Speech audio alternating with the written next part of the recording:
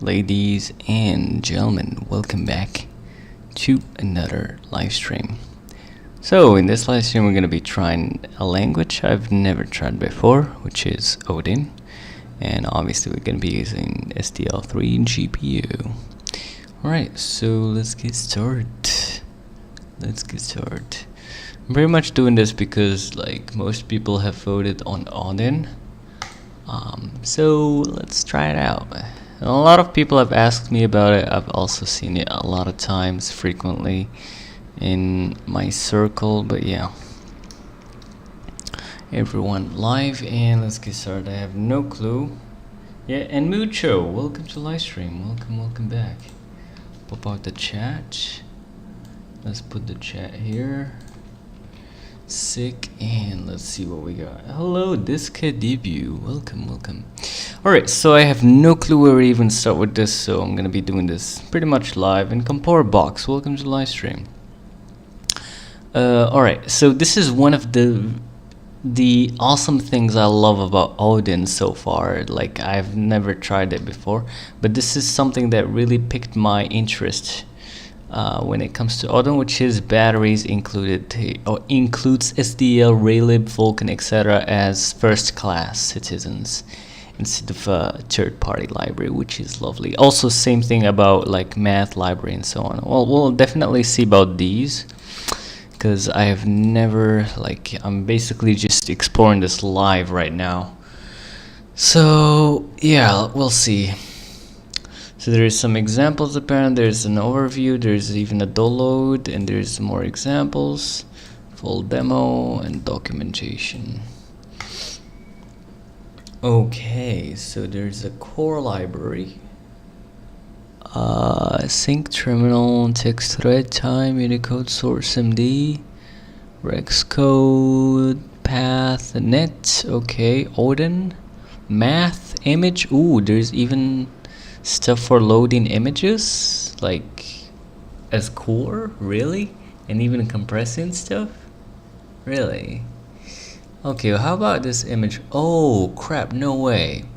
Does Odin actually like include a PNG decoder encoder stuff, like in the core library?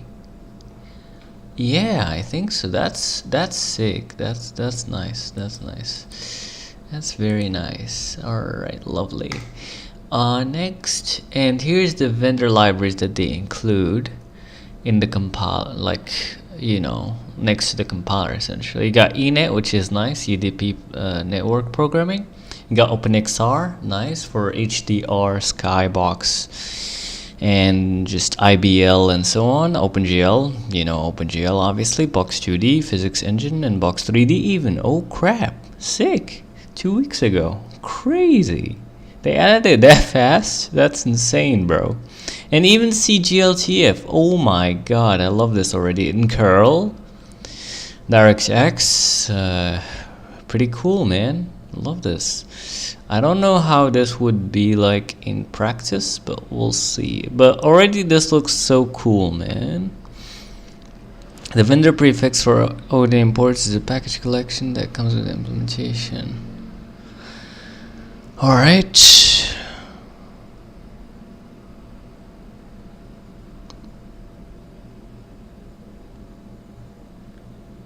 Common mark. Oh, okay. So for yeah, I see. Curl, init, font stash, font texture atlas builder. Okay, use STB true type. Gotcha. Nice. GGPO rollback networking SDK. Crazy. Zero input latency networking library. GFW KB provides ICU like text segmentation. Pretty cool. It also provides Harfbuzz like text shaping for open type fonts. Okay.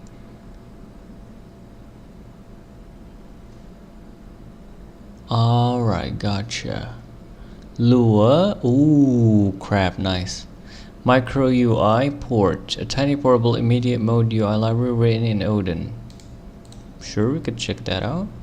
Mini Audio, it's a cross-platform and audio playback and capture library. Mini Audio, okay. Nano VG, vector graphics rendered for OpenGL, OpenAXR Core, and OpenGL stuff. Even reload shaders when they aren't changed on disk. MIDI, portable real-time MIDI library, Relib, SDL2. Ooh, crap! It also includes the other SDL libraries. Nice. SDL3, yeah, there you go. SDL3 image and SDL3 TTF. Lovely. And obviously STB2. That's cool. There's this rect pack. Cool. Right, Vorbis and Vulkan even. Crazy. And the zlib. Alright, that's lovely so far. And there's this, apparently this micro UI, but it's not maintained anymore. So like 2 years ago apparently. Tiny portable immediate mode UI library written in NCC. Wait, NCC? I thought it was in Odin. What? Weird, but okay. Or maybe it was ported into Odin if I get it here. Wait, hold on. Let's go back to micro UI here. Oh, it's a port, a tiny portable immediate written in. Wait, I mean, if you check out here.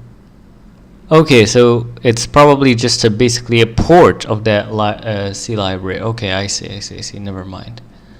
I see. Gotcha. Okay, that might be interesting. So, built-in controls. Yeah, I'm just trying to get familiar with what's available in the standard library. Other than that, we're good. Okay, so that's pretty sick. Alright, so we got here an overview. We got a getting started. We got some examples of idiomatic Odin code. Alright, there's even an example for Vulkan. Ooh, right. Triangle GFW. There's SDL3. Ooh, wait. SDL3 micro UI. Alright. There's even Lua. I'm kind of curious about how Lua would look like in Odin. Okay. Even code generation. Sick. Absolute beginners. I mean, I'm kind of a beginner in Odin right now. I have no clue. Alright. Also check out demo.odin in the overview, running the examples. Odin run dodge. Mucho. Things not marked as ports are just bindings, I guess. Wrappers around FFI calls or... No, like for the micro UI, it's apparently... I've never seen that library before, but from what I understood, it was like a C library that is written in like 1000k lines of code that is for UI stuff. And they basically just ported it to, you know, like to Odin. But like it seems like the original C implementation, I think it was probably abandoned. Like the last commit was 2 years ago. So yeah. Alright, so that's examples. We'll come to it later. So this is the Vulkan triangle. You just say Odin run. Comes with precompiled shaders.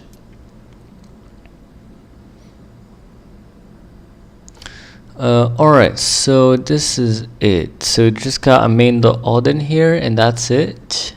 Yeah. Right. Fender GFW, Fender Vulkan. And then I guess you could basically like give it an alias here. Right. Shader vert load. Oh, you can actually embed binary data in Odin. That's nice. I'm not sure what this config is, but alright. Vacate device. Yeah, that looks sweet actually so far. That looks nice. And the defer. Oh my god, this one from Zig. I just love this one. It's just like every single freaking like low-level language should have this. It just saves a lot, man. It's just insane. There's also error defer in Zig, but that's fine. I kind of have honestly yet another philosophy on error handling. I was very strict when it comes to error handling, so I always like, you know, bump up or like bubble up the errors. But right now, honestly, at this point, I got away with errors, and I just like, if there's an error, log a message and exit and call it a day. It just complicates things a lot for no reason, man. So yeah, like, because most of the errors when it comes to graphics, you just want to freaking exit. There's nothing you could do anyway, so who cares? Anyways, so you create a window. All right. Yeah. All right. So I was just kind of like trying to see the general idea of the Vulkan example, but anyways, so this is micro UI SDL3. So they're not using the SDL main callbacks. I wonder if there's a way to do that. There's also this kind of context feature, which I vaguely understand as basically like, for example, in Zig, you kind of have to like pass in the allocator in every single call, which is nice, but at some point it kind of gets old, you know, as you write more and more code. It becomes kind of tedious. But here in Odin, they kind of, from what I understood so far, is that they have like a middle path between Zig's way, which is like everywhere you use an allocator, you gotta freaking like declare it and use it. And like C way of just using malloc everywhere or using your own arena allocator or whatever. Here, Odin, you kind of have this context that is always implicit in your code, but that you could easily change at any point in time, I think. But yeah, if not SDL init, then if ifmt eprint fln couldn't initialize SDL. Alright, that's sick. Not bad. Not bad, not bad. And defer. Okay, let's go. Let's go. Create a texture. Oh, they also have that kind of like Odin, like Zig enum thing, where like you don't have to write the actual enum name. You just like say a point and then it infers the enum type, which is pretty cool too. I love that about Zig. So it's nice that Odin actually also have that. I'm not sure which language had it first, but anyways. So that's lovely. The same thing with like the array declarations and stuff. They kind of similar to Zig, very similar to Zig. Okay, what's next? They have nil instead of null ptr or whatever. Next, mu.init, mu state.mu context.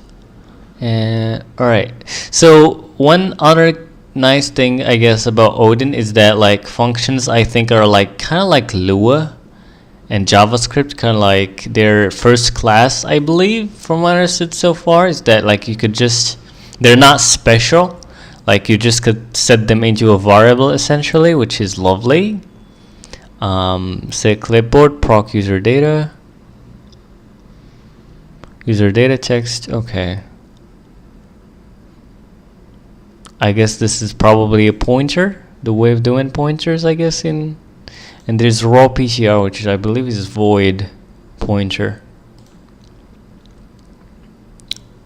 Yeah, main loop for. So another thing I've noticed in like Odin is that there's no while like and for loop. You just have for loop for everything, which is nice, because like they did mention here that well, in their main page, right? So Odin,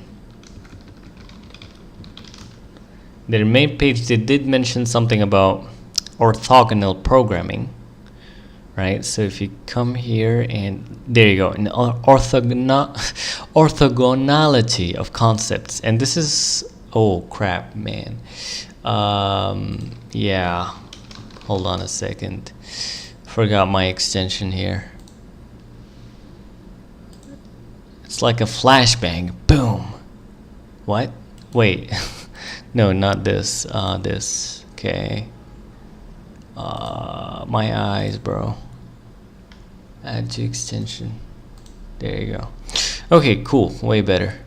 In computer program, so there's this concept of orthogonality, which I kind of like. I didn't realize this particular term for it until I've actually noticed the Odin like main page, and I really kind of like this kind of concept where basically you have the minimum set of exceptions not the C++ exceptions, but like exceptions in the language, right? So you have one way of doing things instead of 7,000, and you don't have a lot of edge cases. Like everything is like, for example, in Lua you have like one table to rule them all. Like it's a hash table, it's an array, it's everything, right? But yeah, in Odin you don't have like while loop and for loop and so on. You just have for, and that's it.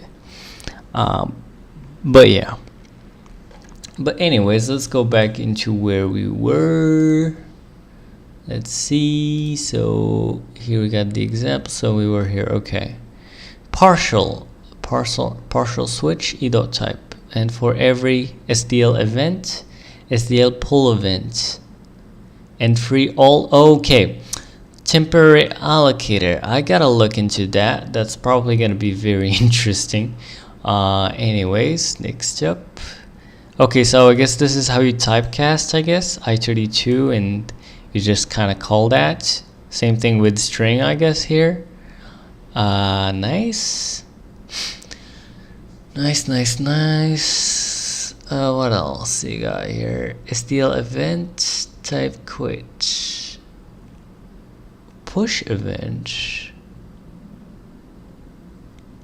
Oh, nice. So like if you got the up key, oh no, sorry. If the key is released and the key is escape code, then we're gonna push the quit event instead of just having like a boolean is running.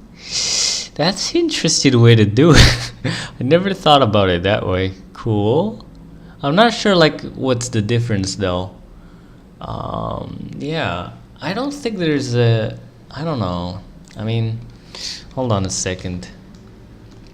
Let's ask Gemini really quickly. Is there a difference between using SDL push event quit and tracking a is running variable?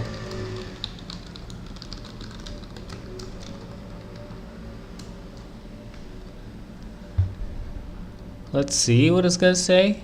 Because I can't really think of like differences mostly, at least not functionally, how and when they take effect. Let's see, setting is running false, pushing SDL immediate takes effect obviously, next loop condition deferred. I mean, like this one is also kind of deferred though, like it's until the next loop condition check, so it's kind of deferred in some way, but anyways. Oh, but well, it does wait kind of in the event queue. So like you definitely, like you process all the current SDL events first, then you quit. Right. I see. So that's interesting. So you always make sure to process all SDL events before you quit, which is cool. Requires direct access to the is running variable. Decoupled, any subsystem UI. So this is also comes again into that orthogonal kind of software design, where like you got everything orthogonal, and message passing is kind of a nice way of doing things. Like it's decoupled. You don't really need to decouple yourself to a is running variable. And it even works in multi-threading cases too. It's kind of like the Elm architecture. I'm kind of also a fan of that one, which is used like, for example, in Rust. What is that called? That like UI library. I don't remember what it's called. Rust Elm UI.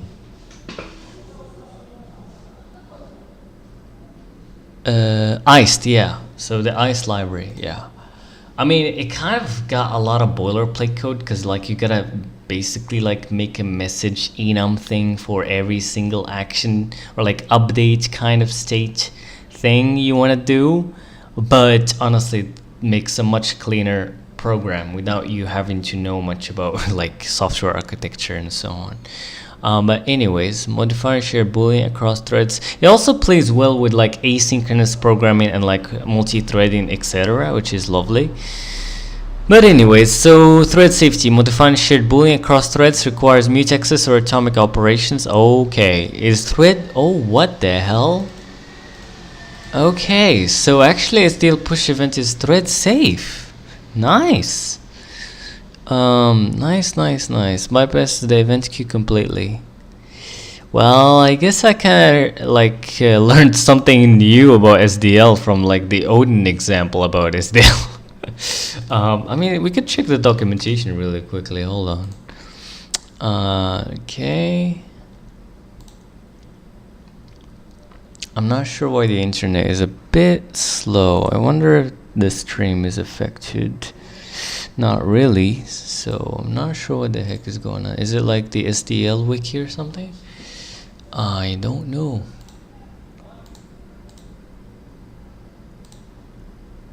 Well, that's weird. Anyways, let's go back to what we have here.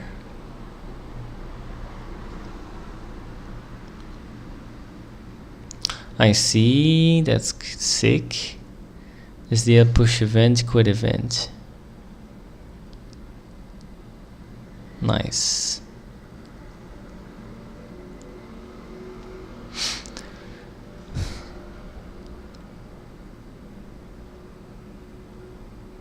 Yeah, that's pretty sick. That's pretty lovely. I'll definitely use it a lot more in the future. I'm not sure what's up with the SDL wiki though.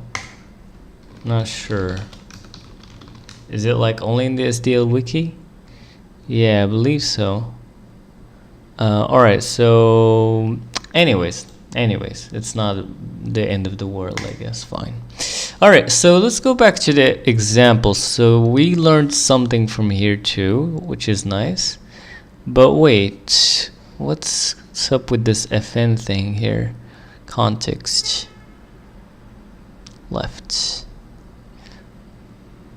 Oh wait, FN. Not sure exactly, but okay.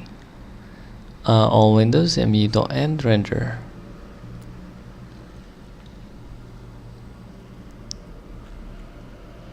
Contextless. I'm not a big fan of this kind of syntax, like proc like this. It feels kind of strange to me, and this is something that really kept me off Odin for a long time, though I'm not sure if there's like a reason behind this kind of weird syntax. But anyways, whatever, doesn't matter. Anyways, so render texture. Alright, that looking good. Wait, next command iterator. Switch on the command invariant case. Right. Okay. There's even an unreachable function. Nice. And I guess this is how you probably write functions. You just maybe call it, and then you got the procedure thing, and then you got the context on every single function apparently. Unless if you, I guess, like mark it as contextless, I believe. And then this is probably a pointer to a U8 and a U8 here. Rest. So the result is a mu.result set. Okay, mu.pushid. untptr. Static. Temp mu.real. So I guess this is how you make static variables. Okay. There's real values, or what is that? I don't know. We'll see.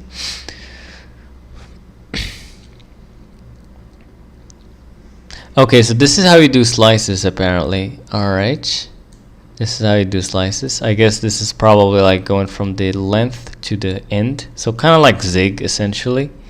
Nice. Alright. I mean, so far so good in theory, but we'll see in practice how it goes. Okay, label context. But I mean, you kind of have similar thing to Zig. Like you still have to like pass in the context apparently here instead of an allocator. But at least the context, I guess, possibly could have like multiple things, not just an allocator, which is nice. Like for example, maybe you could put, let's say, the SDL window and device as a context. I don't know. We'll see. But anyways, so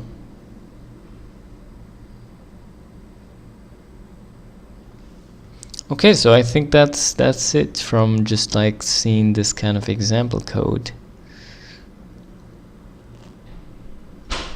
So yeah, pretty much.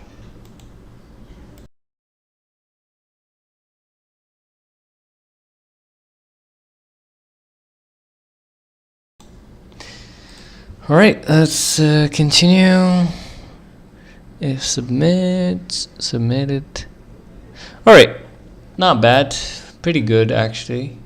So yeah, we'll come back to that, I guess. All right, so this is Lua example. So you have like hello, PE Lua the Odin. Okay, so this is how you integrate Lua in Odin.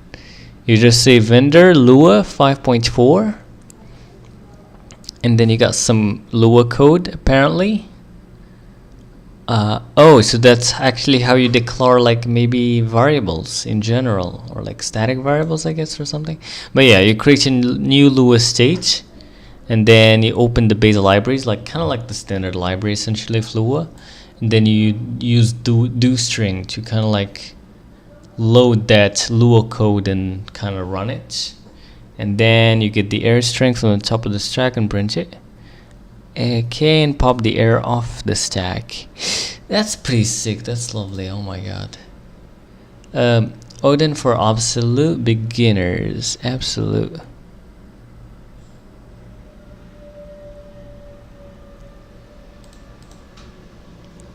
I don't think I need like absolute beginner stuff, but FMG print line. If statements, loops, result, makes a constant, makes a mutable variable. Oh, so that's how you make a constant. It's kind of an elaborate way. I'm not sure why, but okay. I mean, just syntax, I guess.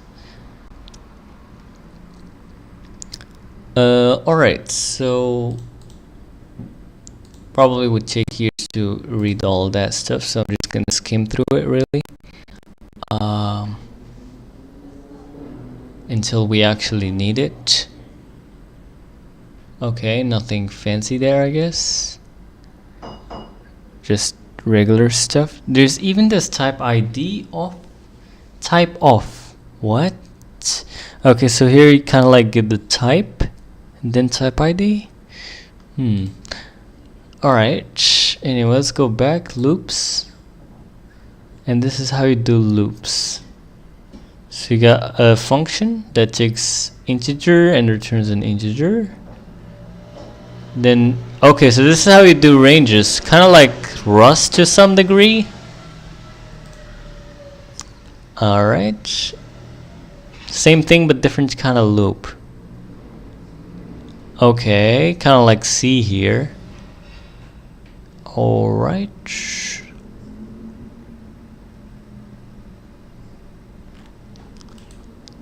What else? If statements. Okay, nothing fancy there. Structs. Alright, so that's how you make a struct. So basically a constant cat is a struct with a name string and age integer. Alright.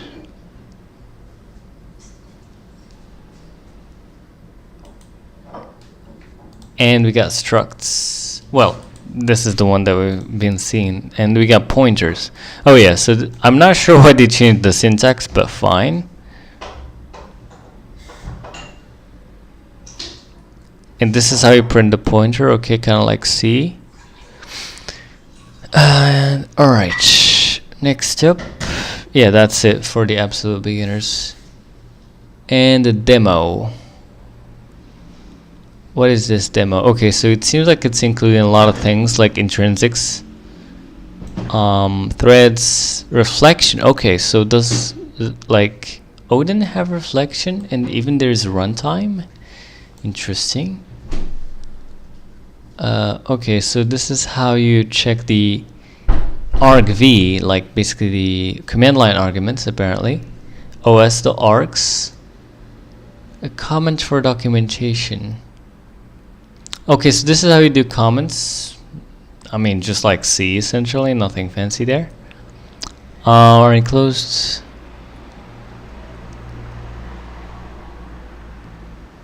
Okay. You can get the length like this, alright. Numbers.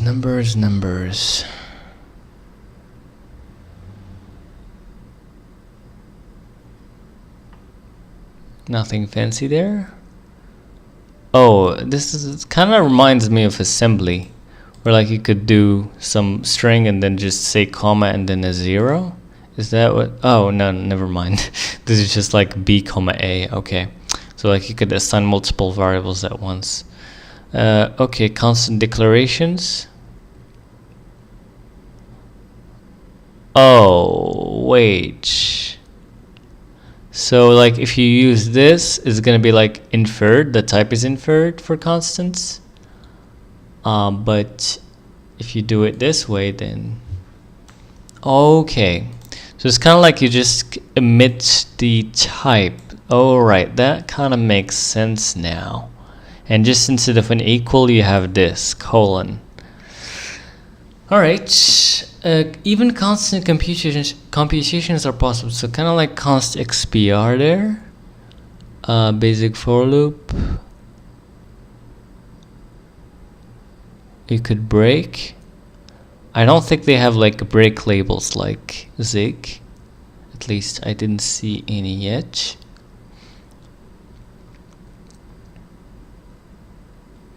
You could iterate over. I wonder if they have iterators other than like kind of like, you know, Rust iterators like filter. I don't believe they do, but obviously they do have slices, which is very important for a modern language, like low-level modern language. But anyways, and they have this weird dynamic thing here.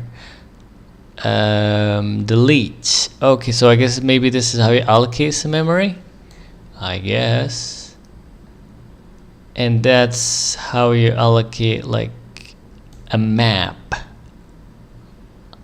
Alright. One thing you forgot to mention, no semicolon. Okay, well, that completely got off my radar. I didn't notice that at all, like for real. I just noticed that. That's pretty sick. Pretty cool. Copies that cannot be written to. Okay, so it iterates by copying, not by reference. Okay.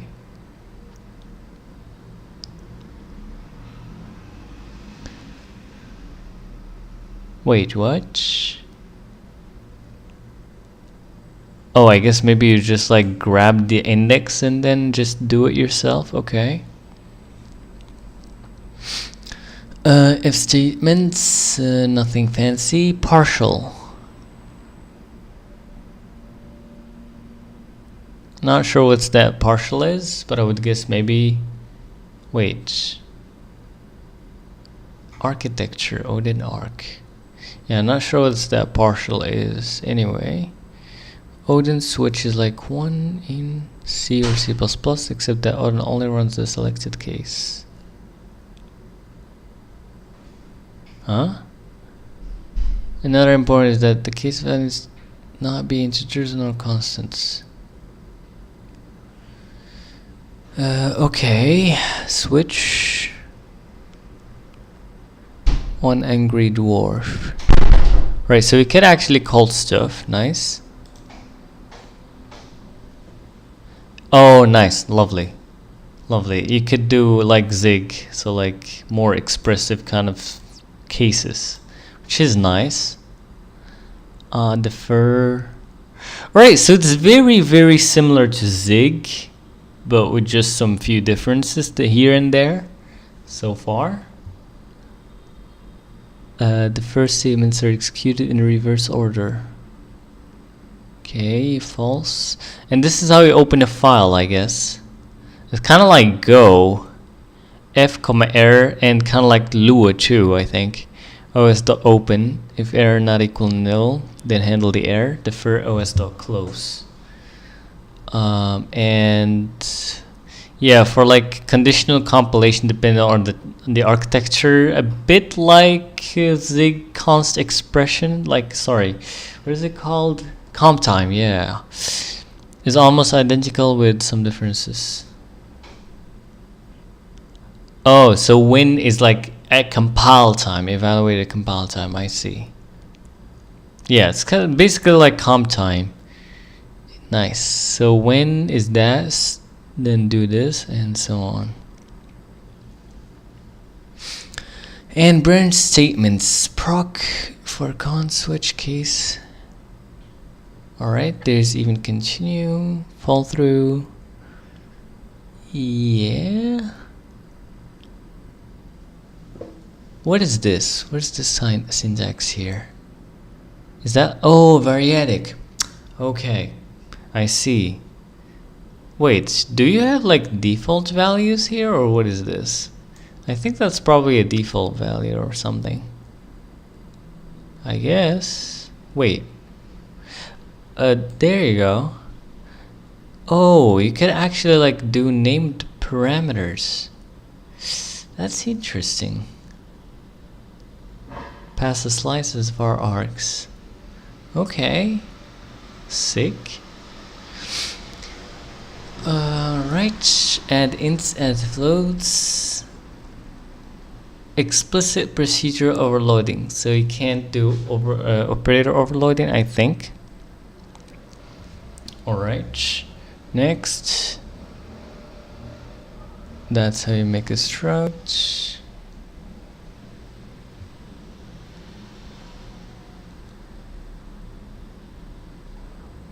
A search. And okay, so this is how you align structs and how you pack them. Alright, nice. And then raw union. Okay. Union type, union int bool. So if I okay val.int, okay, kind of weird syntax, but okay, I get it.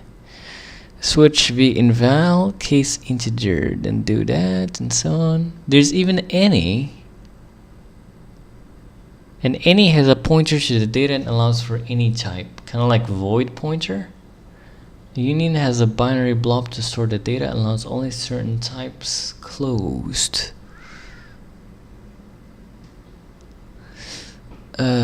Okay, where's this distinct thing here? More realistic examples.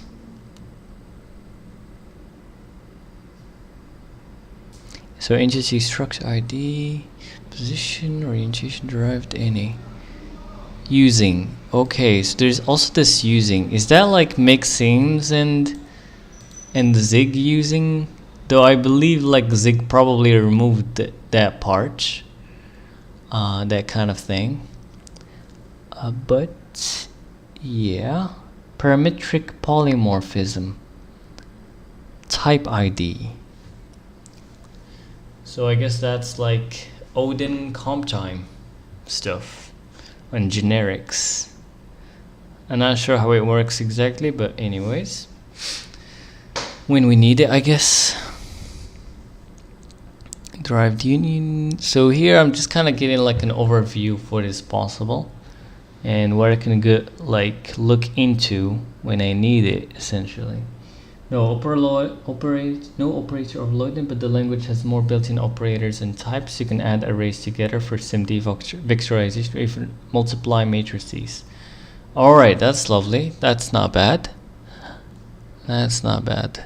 Should be noted that the union approach can have the same memory layout. The union approach can have the same memory layout as any at the same time. Okay. Using state. Alright, using as a statement is an opt-in feature which can be enabled for adding. What? Using. can be used to bring entities declared in the scope into the current scope. And basically you gotta opt in into that apparently for whatever reason. Yeah.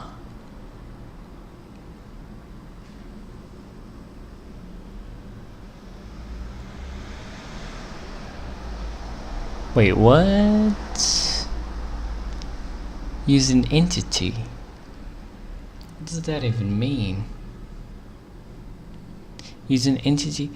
Oh, wait, what?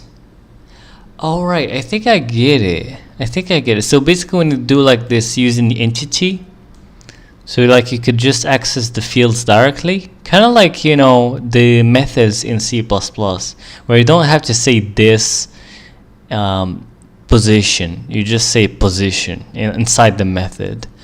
Yeah, and then you just say position.x.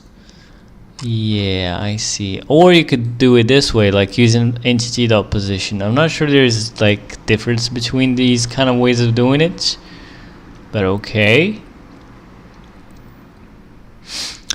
Next, and here we can also apply the use into the struct fields directly, making all the fields appear as the an entity. Oh, right. I see. Using position vector 3. But then what's the use case for position itself? Well, I guess maybe for the wait. So I guess you could probably say like entity.x, entity.y, entity.z, but also entity.position to get the actual vector 3. Weird, but okay. Orientation quaternion. They have quaternions. Subtype polymorphism. Using entity. Both work. Frog.entity and frog. Oh wait, a frog is a struct using entity. And what is foo? Foo takes an entity. So if you say using entity, then it's kind of like inheritance, kind of. Allows to have multiple. Interesting. Not sure I understand that very well, but alright. In each scope, there is an implicit value named context. This context variable is local to each scope and is implicitly passed by pointer to any procedure call in that scope. If the procedure has the Odin call convention, the main purpose of the implicit is for the ability to intercept third-party code and libraries and modify their functionality. One such case, the modifier library allocates or log something in C. This was usually achieved with library-defined macros. Okay.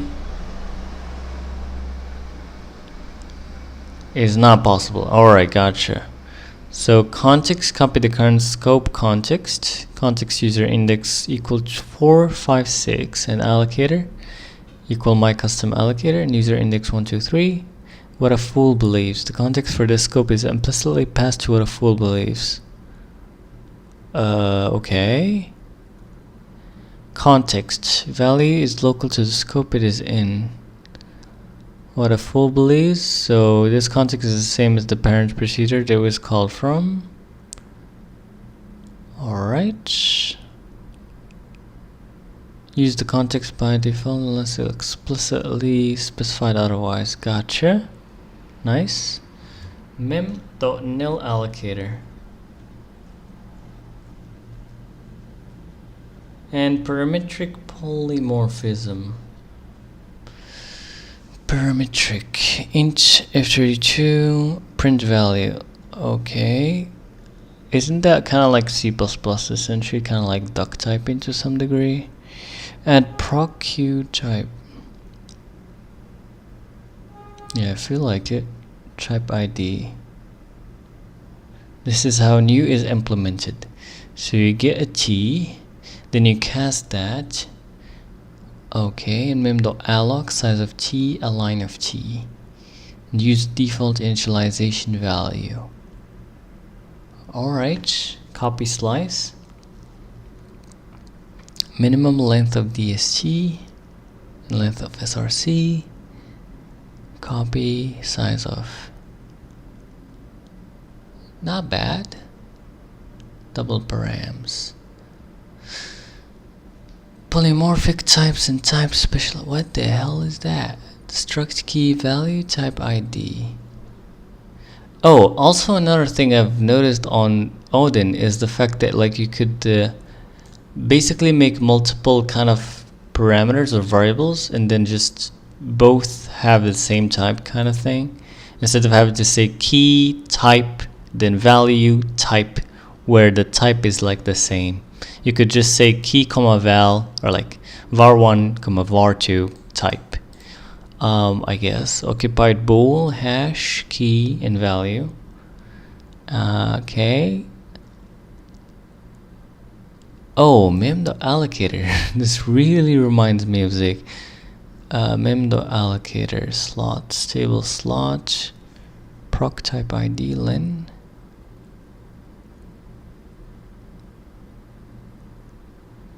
Only allow types that are specializations of table. Make slice type of max.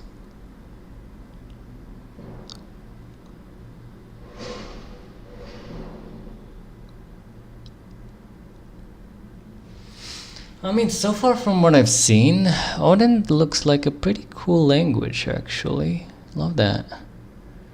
But I guess we gotta try to figure out if it's really is it in practice. But we'll see. Find. Yeah, I think this is enough for now. Oh crap, that's a lot. Yeah, nah. So I guess I'll just maybe skim through this really quickly, hopefully. What is this? I guess you could infer it. Disable thread is supported. Threading example. Intrinsics. Basic threads. Make dynamic thread. And defer and worker proc. Just give it a context, a user index, pent.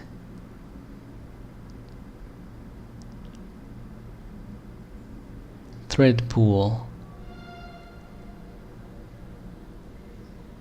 Does like Odin have like a thread pool by default, or yeah, it does, I think.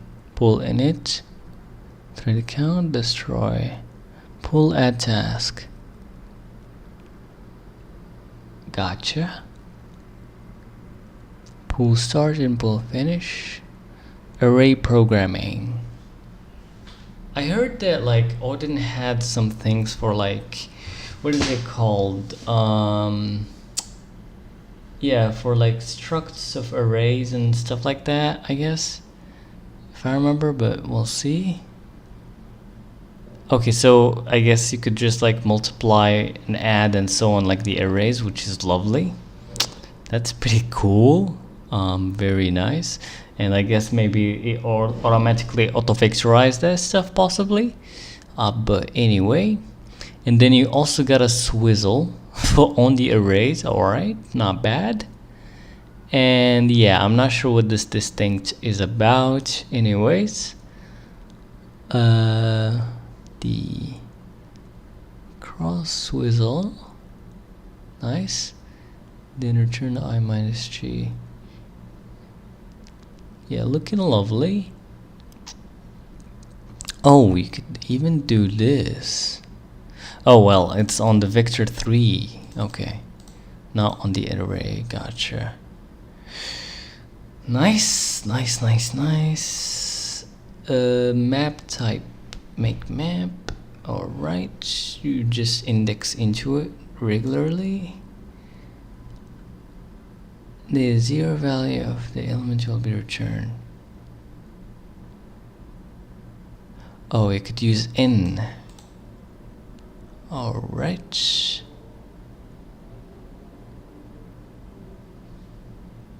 You could either say foo.a or just infer the enum type. You could even make a bit set. Alright. Make map delete. And a partial switch. Alright, so this is what a partial switch is. You basically don't have to handle all the cases. Okay. Odin language creator has a math background. I'm sure you can see that. Yeah, definitely. That's nice. Union int bool. Switch in F. Keys bool print line. C string example. C strings. So you could make a string out of a C string, I guess. Important note for C string variables is on and cast is on. Okay.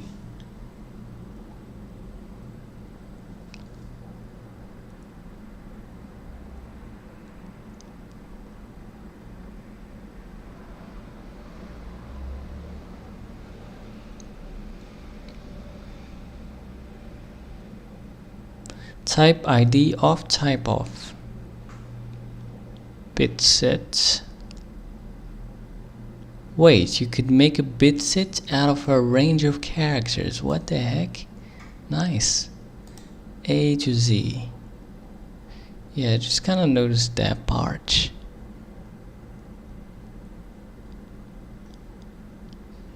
Or wait, plus equal. Oh, plus equal dot Monday. Alright. Deferred procedure associations. What the hell is that? Something in the middle. Deferred out closure. Open. FMT print line S. Goodbye. Closure. So basically, I guess maybe like at the end of this function, the closure would get called on every call to open. Is that what I'm seeing here? I guess. Yeah, I guess so. Anyways, but wait, hold on, no. So I think what they mean is that like you get welcome printed, and then apparently you get this something in the middle mate get printed, and then this closure at the end of this kind of it's kind of like the fur. So what's the difference? So I guess maybe you could just close a file, for example, here, I guess. And reflection, I guess you have a reflection. Let's see. So we got a struct here with the integer tag 1, string JSON, y field, and boolean no tag. Then type ID of foo. Reflect.struct. Okay, so like Zig, nice. Struct field names, ID, field types, and field tags. Cool. And I guess tags basically you could put anything you want here, maybe. Assert.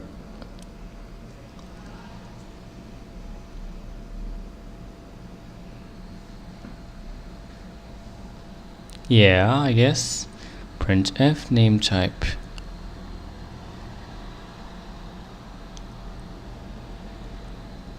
Struct tag lookup tag JSON. Quaternions. Oh damn, you can actually like write that like mathematical kind of way of doing it, like the syntax. My god, interesting. Or you could do it the programmer's way, the Python way. Alright, nice. Quaternion types. Transmute. I see. Enroll for statement.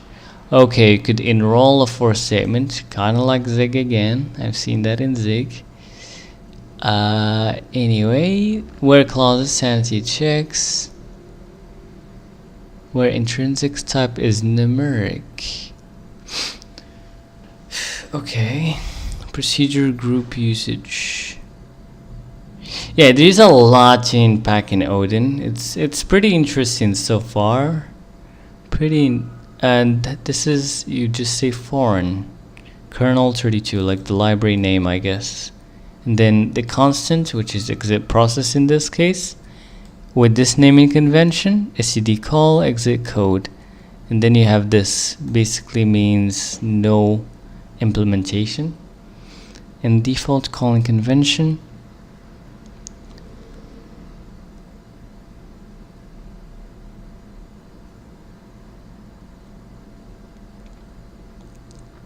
Okay, wait, hold on. Link prefix get. Oh, maybe so, like for example for Vulkan you could possibly, like, let's say link prefix vacay, and then you wouldn't have to write vacay every time. Like you could just say create instance and so on, and then I guess. Well, that's interesting. Or the same thing like with even SDL or any other kind of library, really, not just Vulkan, but yeah. Ranged fields for array compound literals. Indexed. Okay, you could set them in random order. Ranges. Oh, bro, what? You can actually like set, let's say from index 5 to 9 in this array, you would set it to 54. Is that real? Is that even legal? What? I'm not sure if I'm understanding this correctly, but I guess so. Alright, anyway.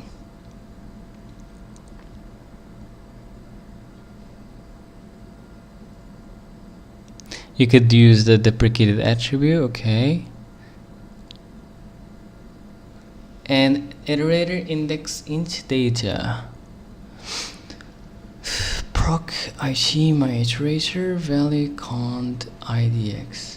Even C has the that range assignment in an array, though it's a GCC extension. Oh crap, C does have that. Range assignment.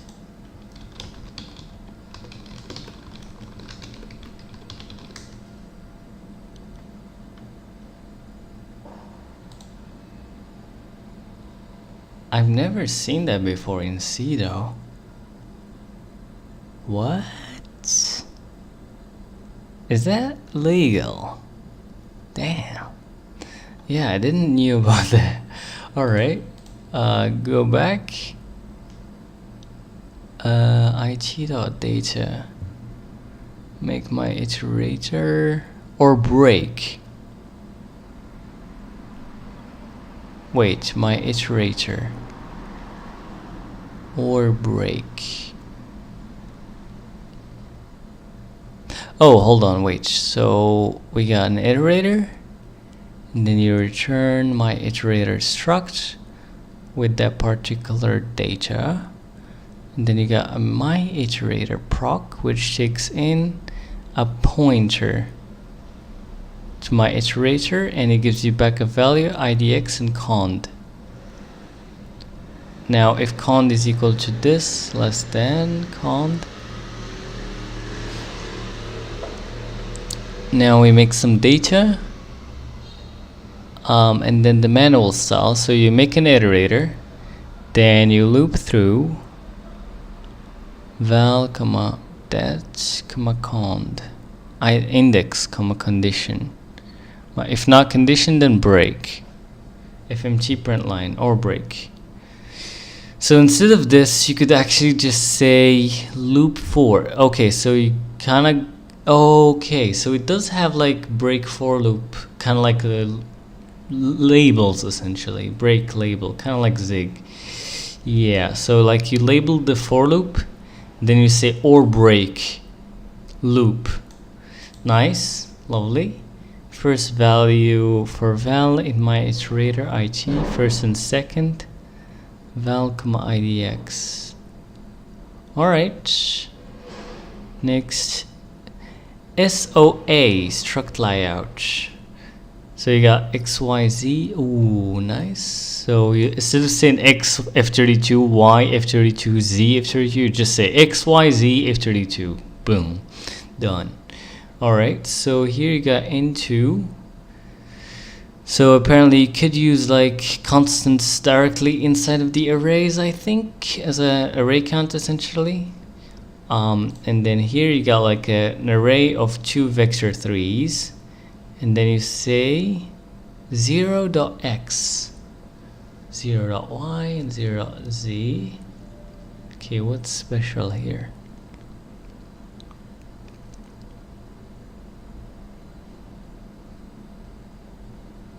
One is equal to that.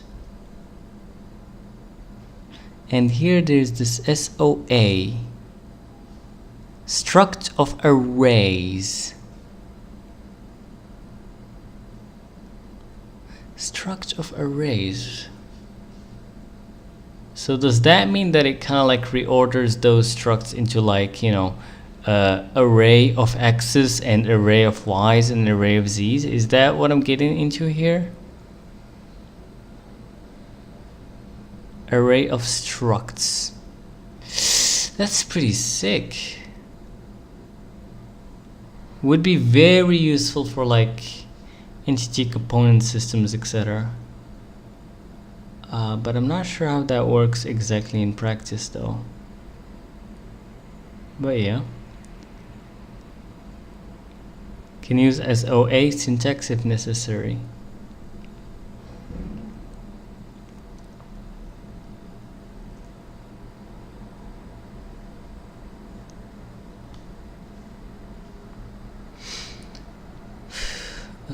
Okay.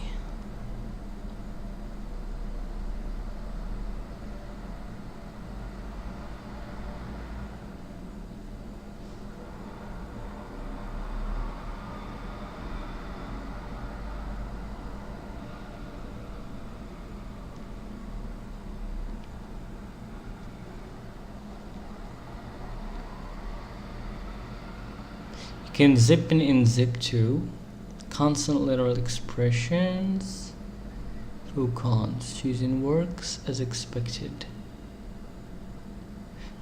Yeah, I kind of like this demo kind of code, like where it just puts a whole bunch of features of the language into one single file, and then you could just read through it instead of trying to read the whole freaking documentation in one go, which you don't remember any of that.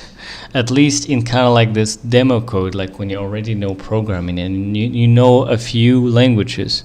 What is Odin language used for? And welcome to livestream PC Coder 9547. So Odin is a low-level language, kind of like C, kind of like C++, kind of like Zig. So yeah, you basically you could use it to do all sorts of things, like really anything, but mostly like game engines, like compilers, a browser if you'd like, although you probably don't want to do that. But yeah, you could pretty much do anything. So like you just give us some text code that is written in a language called Odin, and then it gives you back some binary code that you could run straight into your CPU. Anyways, so that's that. Sparse enum. Oh, okay, so we even support sparse enums. And union maybe. Maybe. Alright, so maybe it's already stored in here, kind of like a Rust option. Try counting the font statement out below. Explicit context definition. Runtime.default context or else operator. Or else. What is that? Or else 1, 2, 3. Okay, so if it's null, basically use that. Gotcha. Type inference magic. What? And then or return operator. Gotcha, nice. The above idiom can be transformed into the following: lovely or return. Nice. Amazing.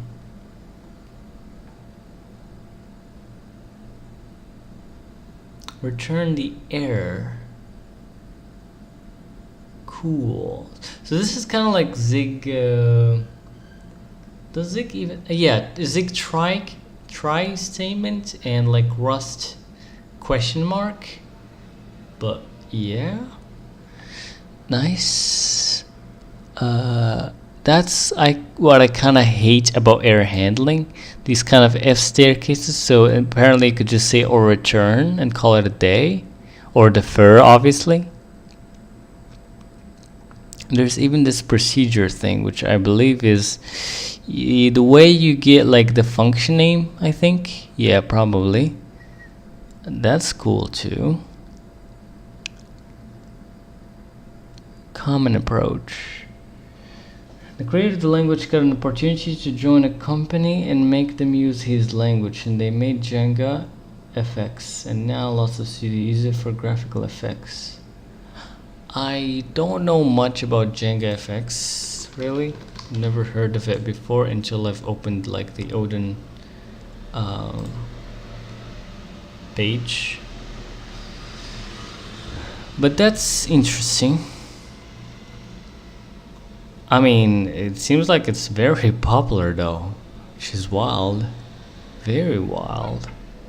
Like Nvidia and all these studios, even Valve, even Riot Games. That's wild. Imbergen. Yeah, that looks so cool.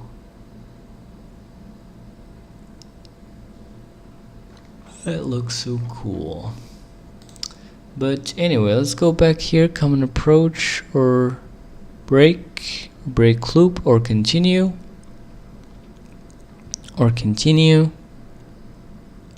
Okay, so they even have big int and precision stuff. Big int, that's nice. IH10. Wait, what does that 10 means? Does it means like 10 radix or 10 bits, or what exactly is going on there? I2A, integer 2. I don't remember what was that about. Integer 2 something. But anyways, internal count bits. A.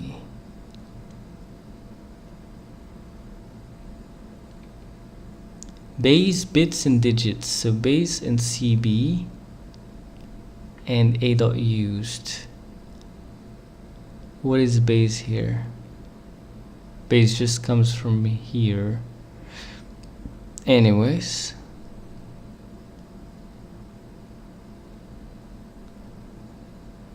Wait, actually destroy function could like just get like multiple, kind of like variadic? That's cool. So like instead of having to say defer big dot destroy A, then defer big dot destroy B, or actually even worse, in reverse order. So you would actually go ahead and say defer big dot destroy res, and actually you don't even need that with defer. But anyways, next, set context RNG to something that does not require cryptographic entropy, not supported on all targets. So Shiro. How many bits should hopefully I didn't murder the name there. Yeah, how many bits should the random prime be? Yeah, even append is variadic, kind of like using extend instead of multiple. Yeah, that's pretty cool. That's pretty lovely, actually. That's very nice. How many bits should the random prime be? Number of internal random prime. Big int pack count. Yeah, I love the language so far, actually. I didn't like think about the actual like there's just a lot of features back then. Like the only feature I was thinking about when I thought about Odin was the fact that like the libraries are included in the actual Odin compiler instead of, you know, having to freaking go ahead and look for some third party thing. third-party support, but yeah. And also obviously the math library being baked in. That's also pretty nice. And also I did heard some time about like the SOA stuff, like where you basically could have like struct vic3 and then the compiler could just turn it into a struct of arrays from array of structs, which was also quite interesting to me. But all of those wasn't really enough to convince me to try it. But now, since like everybody just voted for me to try it, so here we go. And it already looks pretty cool, I'm not gonna lie. And the dynamic you saw earlier is the equivalent of frostvic. Yeah, I get it. So, gotcha. All right. Matrix. Nowadays, modern compilers do automatically link some libraries. Yeah, they do. Component-wise multiplication. Intrinsics.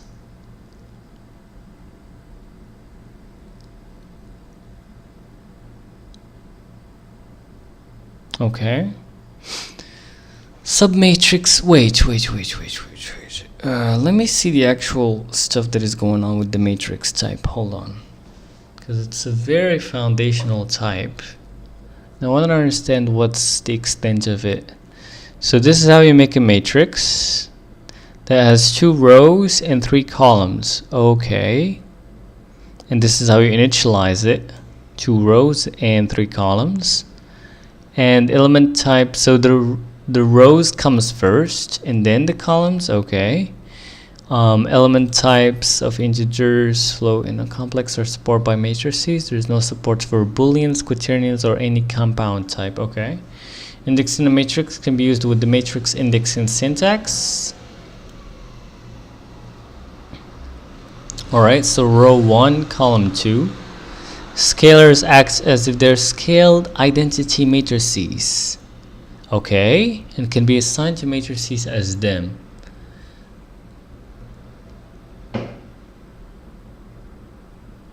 Matrix 2, F32. Not sure I understand that. Okay, so basically we have like a matrix of 2 by 2, F32, and then you got 3. And I guess maybe when you say B equal F, this matrix would get initialized by 3 on all rows and columns. Or isn't it? No? X is their scaled identity. Well, this is an identity matrix though. No, actually maybe it would be like 3 by 3 in the diagonal maybe. Yeah, I'm not entirely sure, but anyways. Matrices supports multiplication between matrices. Gotcha. Assert. Wait, there was like another assert though. That wasn't like a preprocessor thing. But anyway, type of C equal the matrix 2 F32. Okay. Matrices supports multiplication between matrices and arrays. Nice. It was always kind of annoying the fact that like matrices was kind of a different thing from arrays and so on, and because like you had that third party kind of support for them and so on, which really sucked. But now, since it's a language feature, they're basically kind of like very interoperable without having to write extra wrapping code and so on, which is lovely. Support with no square matrices, non-square matrices. Component-wise operations. And I still don't understand what is this distinct thing here.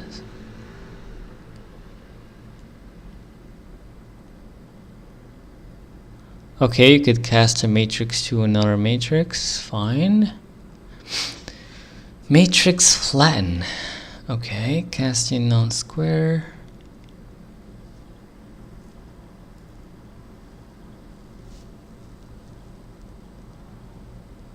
Okay, so it uses column major format, not row major. which I believe it's kind of like HLSL. I think GLSL is probably like a row major. I'm not sure though. I don't remember. Is internally with different alignment requirements. Okay, so it's basically an array.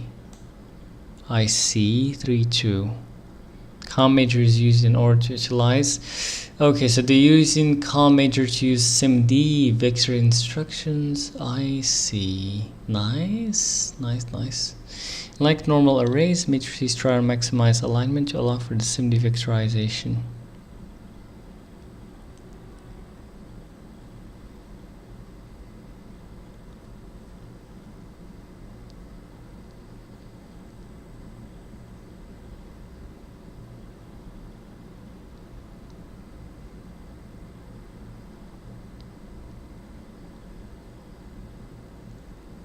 I see.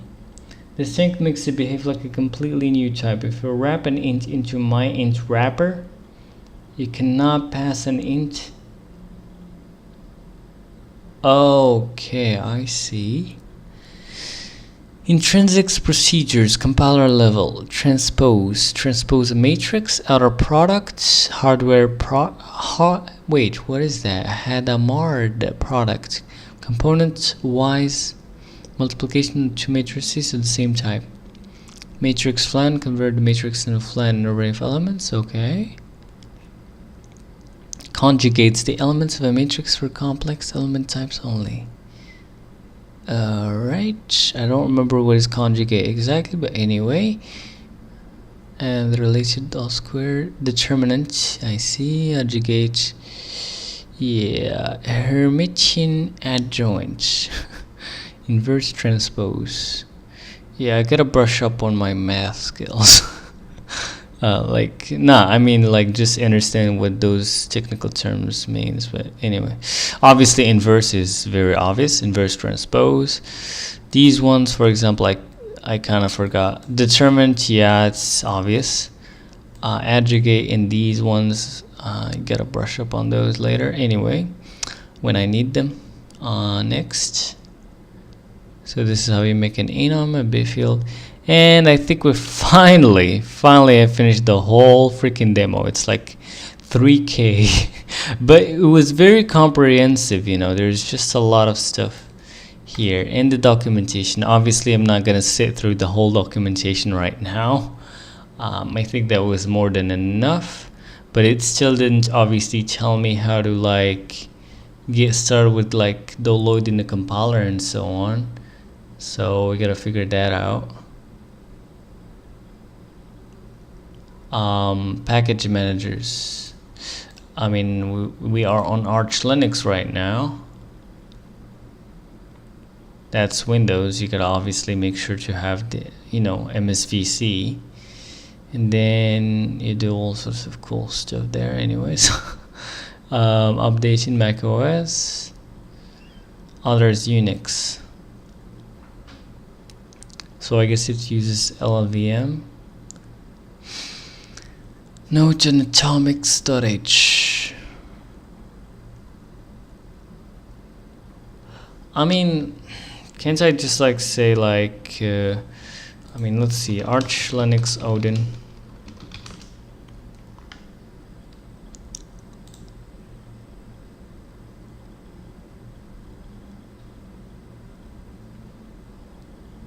I guess you just probably just say like, hold on, terminal, sudo pacman-s odin, I guess. See, that works. Yeah, it would install LVM21.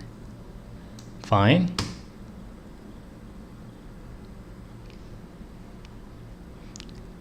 It installs Clang.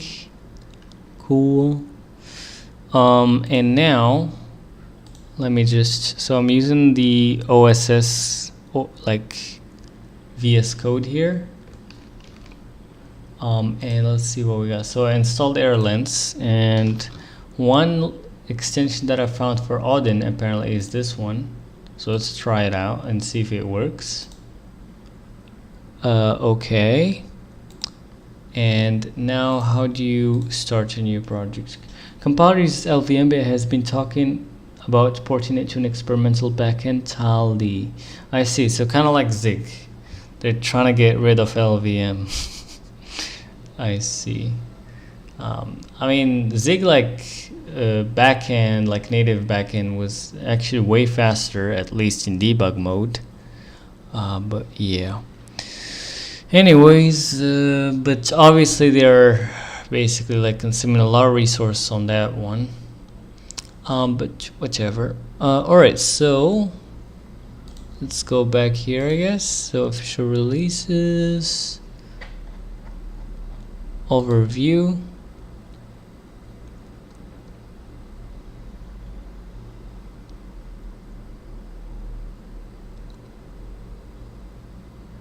Save this code to your Odin file, then compile. Alright, so package main, import core FMT and main proc, fmt.println, hello p. What is PE? What? Hello p. Main proc.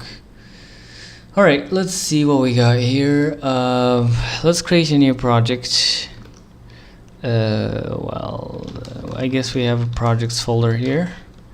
And let's make I don't know what to say, like, I guess SDL GPU Odin. Let's go inside of that. Let's run VS Code here. Let's put this guy here. And oh, I forgot to set up my VS Code really quickly here.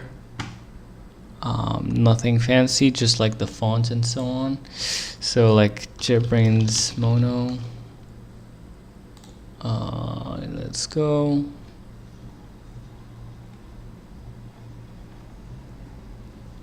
Wait.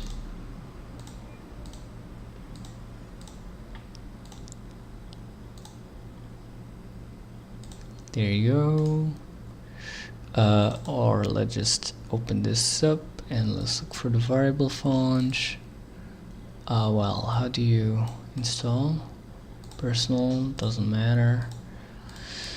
And let's close this. Don't save. Let's open it again. And settings JSON. Now we could, I guess, say font. Well, editor font family and like JetBrains Mono. And then like save on format or format on save. True. And obviously the mouse wheel stuff. And the ligatures. True. And we're good to go. That's that. Alright, so let's create a new file here. And is it called main or what?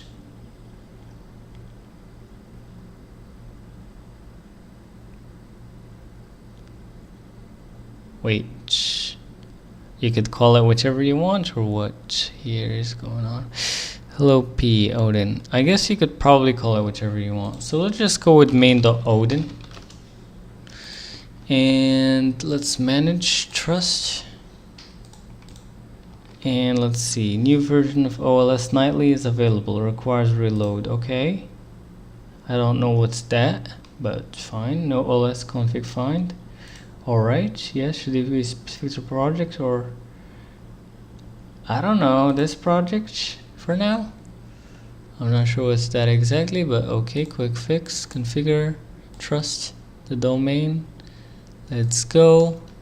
And enable document symbols, enable hover and snippets.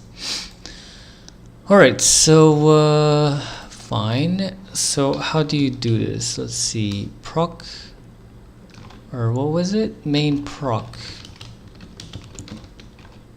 Main proc. Like this. Expected a package declaration at the start of the file. Okay, so package main. And then you could import. Wait, import core. There you go. Wait, core fmt like this. Okay. And then fmt.println,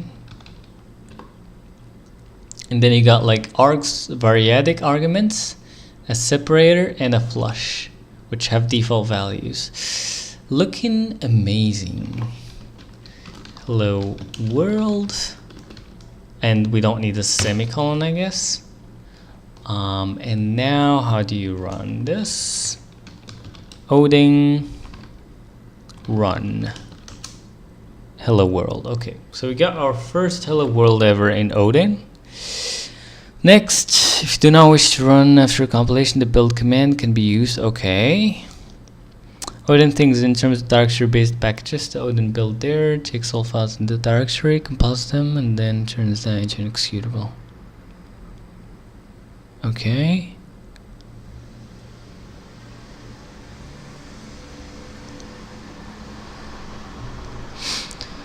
Read declaration of X in the scope. Oh, nice. And then you could also use this to infer the type. Okay. Assignment statements. Assigns a new value to the variable locations.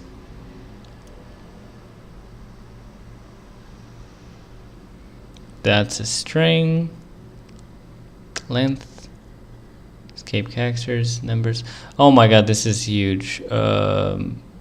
Yeah, so I guess I just skim through this.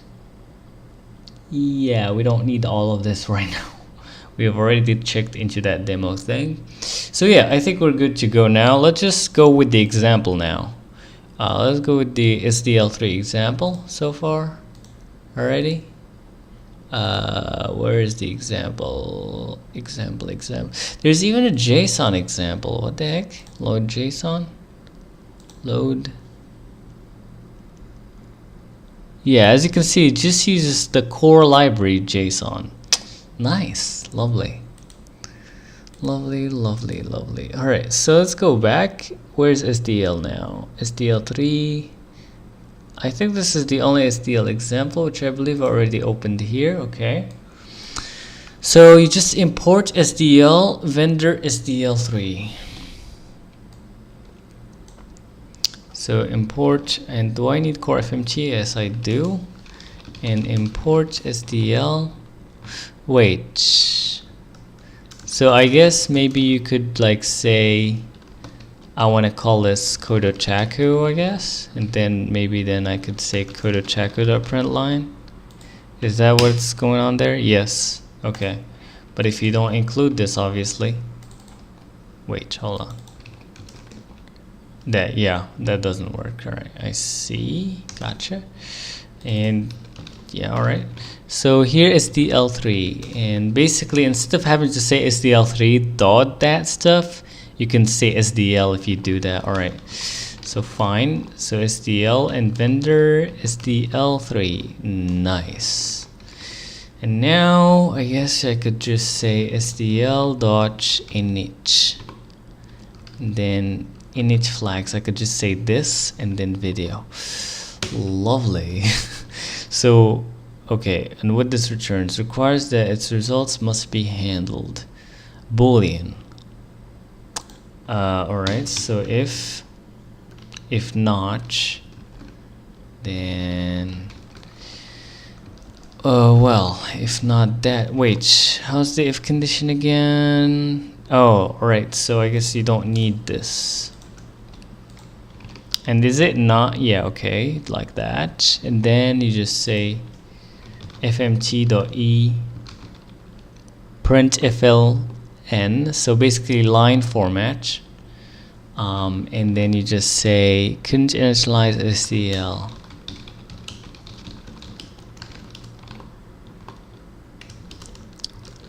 Right, SDL. Get error. I'm kind of just getting the feel of how capable is the LSP essentially here, and so far looking good. Invalid type for implicit select your expression. Why? Huh? Why? I mean, I guess you probably have to say init video instead, but it's called .video. I'm not sure what's going on there. And then finally you return. Now, can I do this?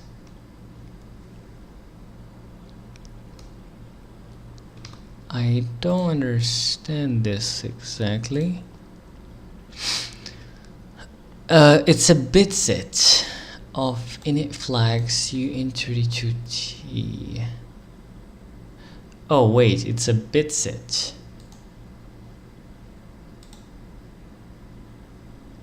Oh, hold on.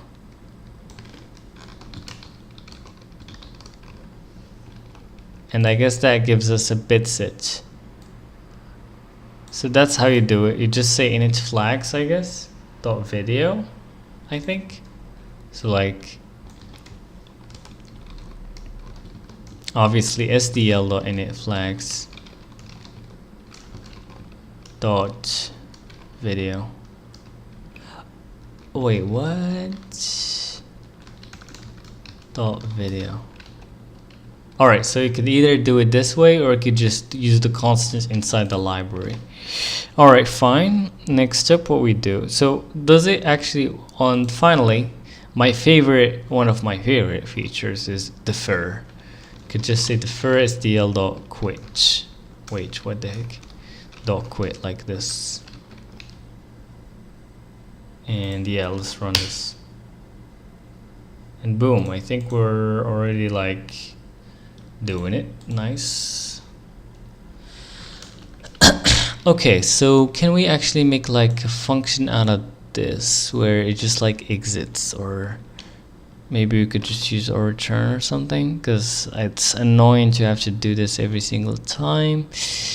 And there was like or return and stuff.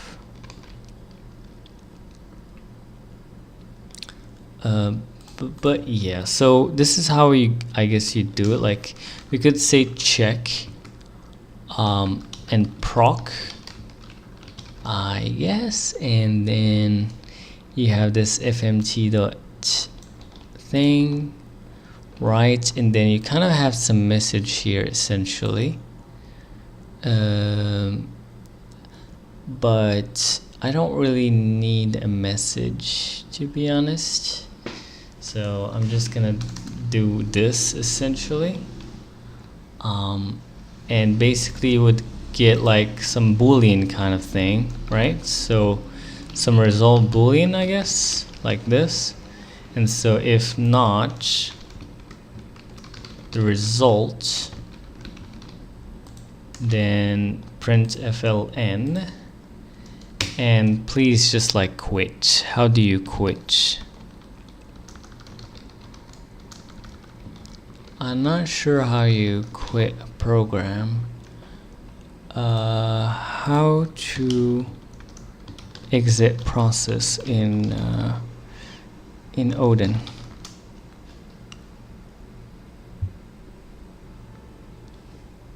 os.exit 1.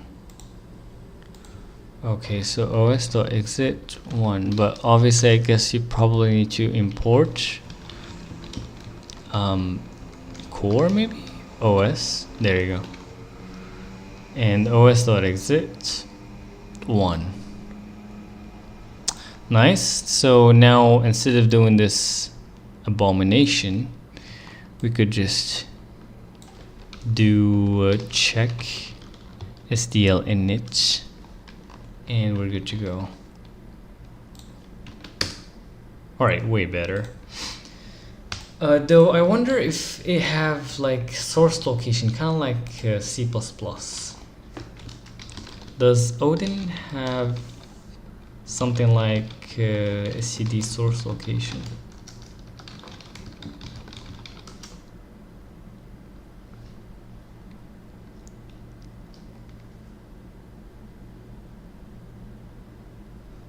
Recommended for helpers.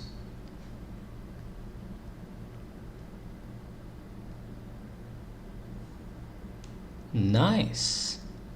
So you could just kind of like, you know, C++, you just say comma lock, and then the default value is color location. I hope it didn't just like you know, hallucinated it, but yeah, it seems like it exists at least. Right? And then you just say SDL error, right? And you say, so this is a string. Wait, what the heck? A string, and then the line in S in the function. And I believe there's also the colon and so on, but yeah, we'll see. And I guess here you say log file path, comma log dot line, log dot column, and then finally log dot procedure, and then finally the actual SDL error, and boom. So file path, the line, the column, the procedure, and the error. That looks lovely. So let's try to do something cool here. So let's say we do something like this, and boom, now I could just click on this and then I get straight to where the line is, which is nice. It says in main SDL error, and then if there's some proper error, it would actually get displayed here. Nice, awesome. So lovely so far, and it runs like instantly pretty much, which is cool. Next. Okay, let's go back to the actual SDL3 example now. Next. We're gonna create window and render. Obviously, we're gonna use right now SDL3 GPU. So for that, we're gonna be going with wait, let me clean this up a bit, I think. So I don't think I'm gonna need the overview for now. I think V as the string format will infer the type, so you don't have to manually use S for strings and D for numbers. Really? V.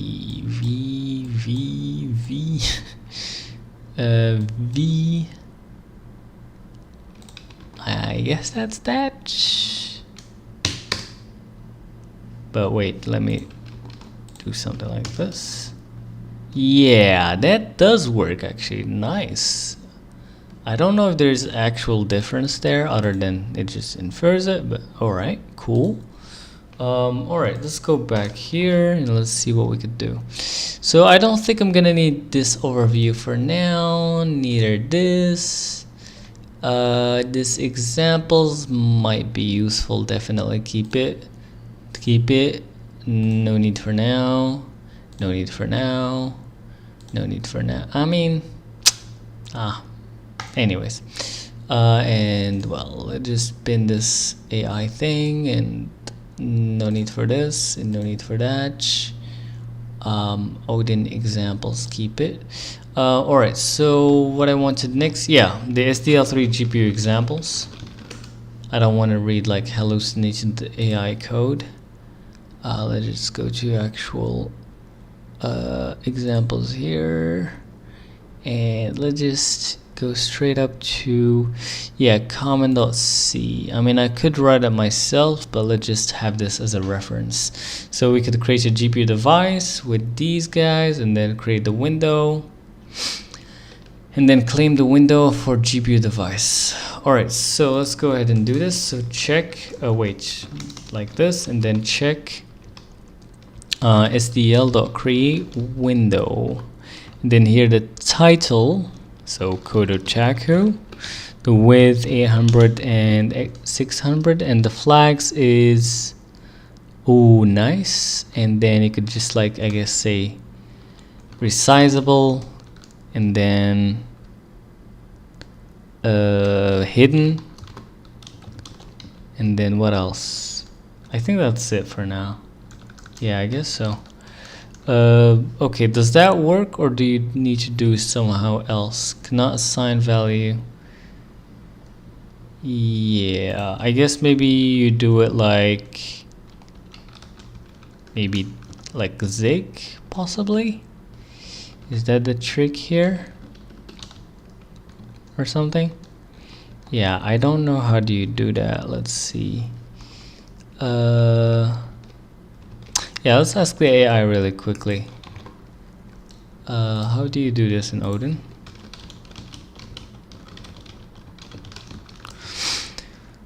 Or actually, I could just look up the example here. Wait, where's the example? Examples. Did I remove it? Yeah, I think I did mistakenly. Where's SDL3? There you go. Yeah, where do you create the window? It only says window resizable, so I can't really know here. Fine, let's just see what's up. Alright, so I was close, no? Yeah, we're just adding that point there. I thought it was kind of like zig. Yeah, alright, so I guess just like this and then like this. Right? Is that right? Cannot assign value to bool. Oh yeah, sorry. So you kind of have to say like window. Can I do this? Wait, check window. Check window is not equal to null, I guess, or nil. I forgot, what is it? What is it? Where is it? Like how they're doing it here.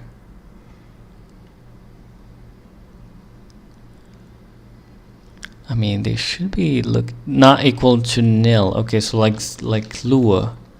All right. So what's going on here exactly? It's not a compile time known constant. Okay, so how do you do a var? Well, we gotta make a struct. Okay, so state is a struct, I guess, like this. And then you got some sort of context. We'll see about that later. Then you got like a window, which is basically this SDL.window. So just like that. Alright, and then I guess you could create like a state struct. How? Wait, what?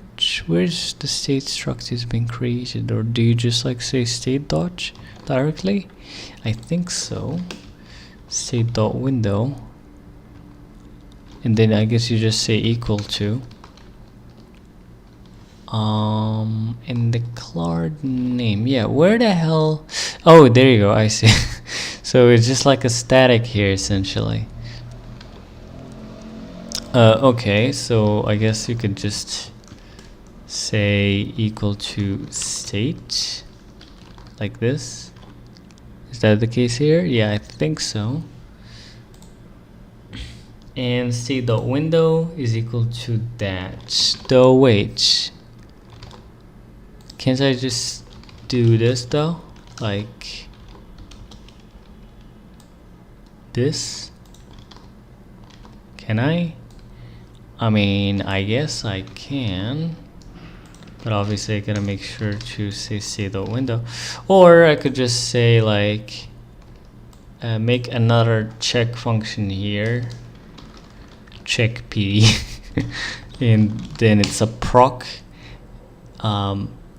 I don't know if they're like, wait, yeah, check p, and maybe I'm gonna need a little bit of generics here though.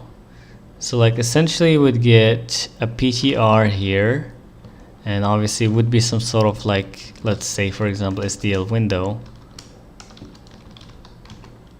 right? And essentially it would check if that ptr is equal to nil.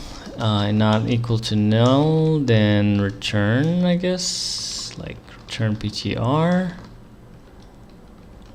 Else you kind of just want to crash here or whichever. os.exit 1, or like actually, well, check. So you kind of need to do this again, and then you would say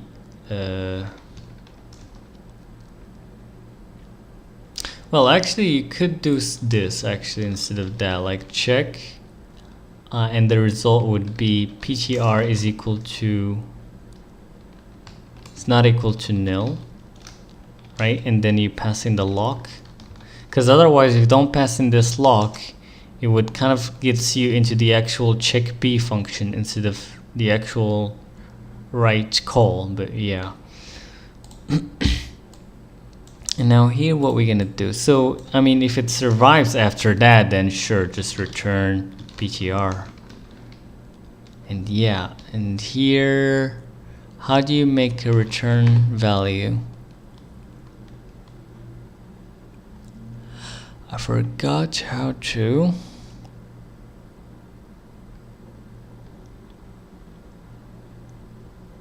Oh, there you go. So just like Rust or whichever. So you just, whoops, not here. I mean here, you could just say SDL.window. Now, like this. Right. And then you could just say check P. And we're good to go. Now I don't need any of this stuff. And I guess that would work just fine.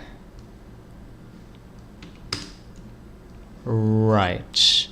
Though obviously we gotta make sure to say check SDL.showWindow state.window. Does that work? Yeah, but I need to render something in Wayland to even see any window in the first place, so that kind of suck, but fine. Okay, anyways. Alright, so can we make this generic over any kind of pointer though? So let me go back to Odin demo file. There you go. And let's look at generics like polymorphism or whatever it was called, parametric polymorphism. Or like, is there like just generic? Is it calling it generic anywhere else? No. So just generic polymorphism or whichever that was. Parametric. Okay, so you just say some T type ID and then it gives you back. Where does that even start? You know what? Let's just ask AI and see what's gonna say. This point, for real. Okay. How do you make this generic in Odin?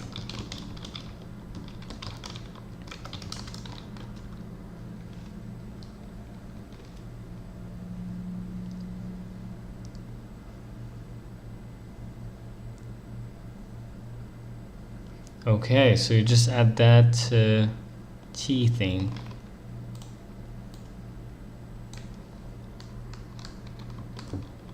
Right? And then obviously I guess, wait.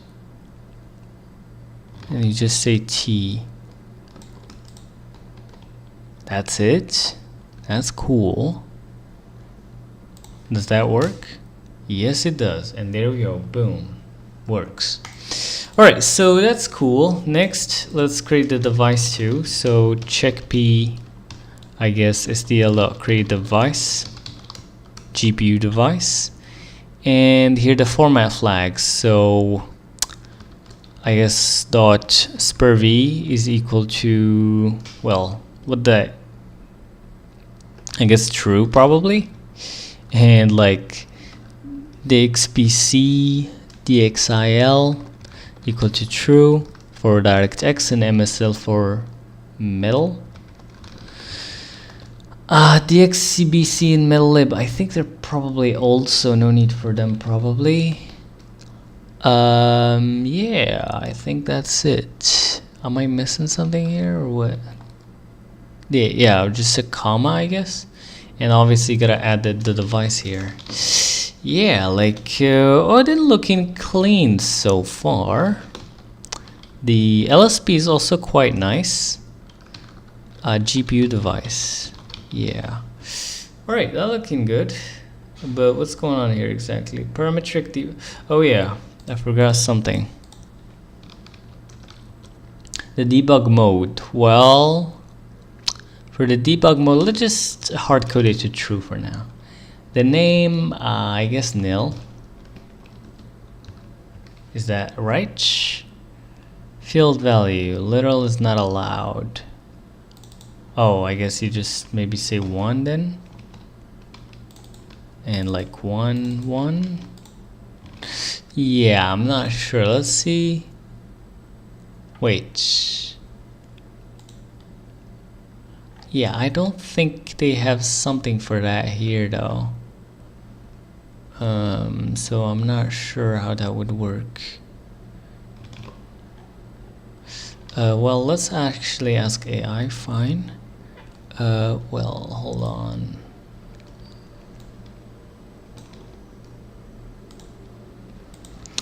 How to write this in Odin?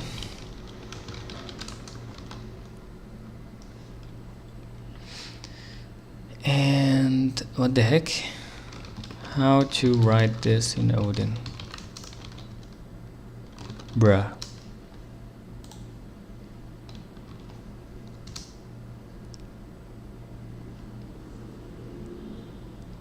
Yeah, I did that, I think, no? Or did I miss something?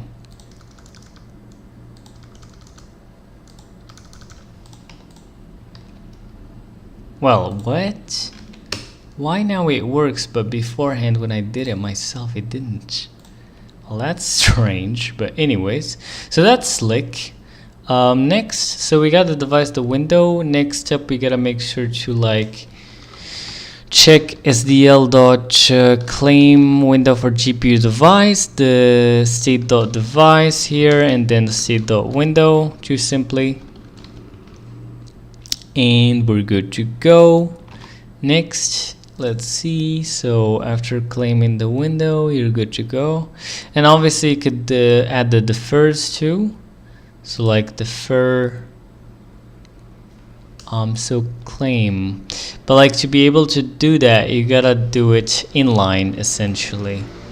So yeah, so like I guess you could say maybe window is this and then device is this, well this actually, and then the window is this, and then you would essentially say this and this. I'm not sure if there's like a shortcut like you do in Zig, but yeah. And I think that should probably work the same thing, yeah. But now I could hopefully say defer, like device, well, SDL.destroy device. Device. Oh, nice. Next, defer SDL.destroy window. Window. And yeah, that should work. Nice. Alright, so that's cool. And here obviously we're gonna do the same thing here. So wait, well, device, it's also much nicer to write like this.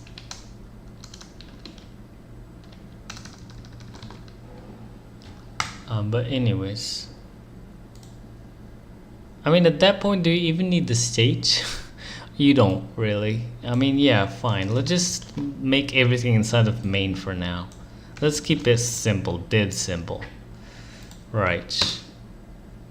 Okay, cool. So now after you do that, what you do next? You can clear the screen, obviously. So we're just gonna acquire the GPU command buffer, I think. Did we claim the, yes, we did. So now we just acquire command buffer. But well, we need that while loop thing, right? So let's see, is running true? Yeah. While, well, we don't have while, so for is running, right? And then you kind of do that SDL event thing. Wait, let's go back to here, right? So where's that pull event function? There you go.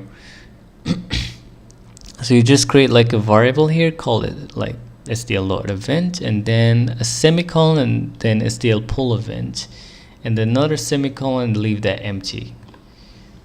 Sick. Okay. So you just say like, and here you could just say main loop, and then you break out of that. Okay, cool. So no need for this either. So you just say like for. All right, so you just keep it like that, and then you say main loop. All right, cool. So main loop for, and there's free all context temp allocator. That's interesting. But anyways, so for E is SDL event, SDL dot pull event. And then here you kind of just say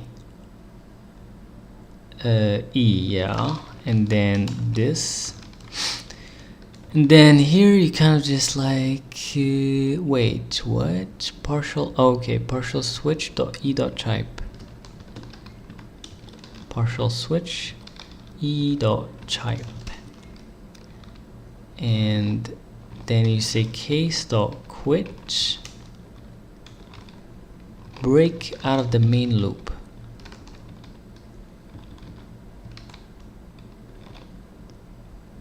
Yeah.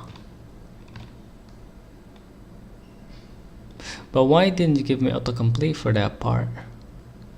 Like, am I breaking something here? I don't think. But anyways, let's just do the next stuff right now. So mu.begin, mu.end, and yeah, right now let's just try to grab a command buffer. Okay, so after the like pull event stuff, we gotta do like command buffer. So let's just call it CMD, I guess, fine. And then SDL, well, obviously check P, I think, and like SDL dot acquire command buffer. There you go. And then you just give it the device essentially. And wait, what? Hold on a second. Uh-oh, I see. I did a little mistake here though. But wait, what? Yeah, they shouldn't return like a pointer to a pointer though. What?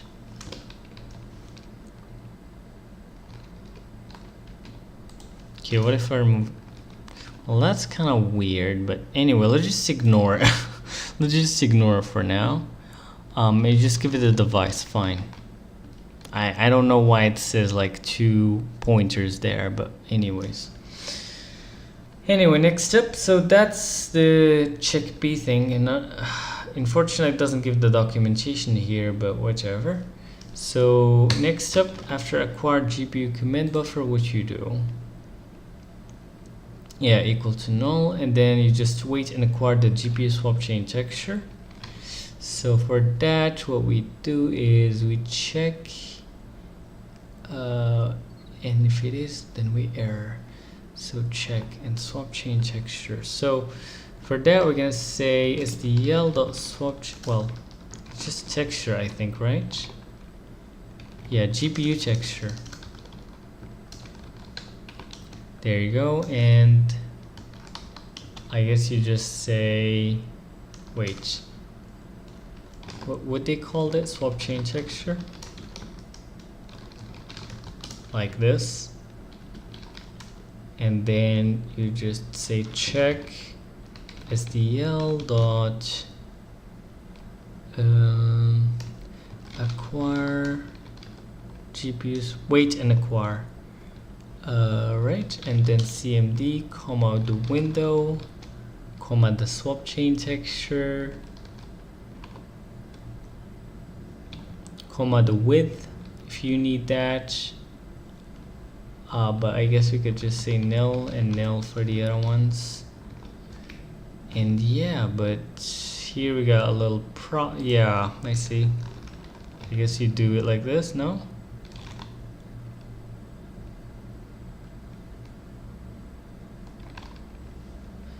Did you mean... Well, yeah, I did it before, but it didn't work. Why?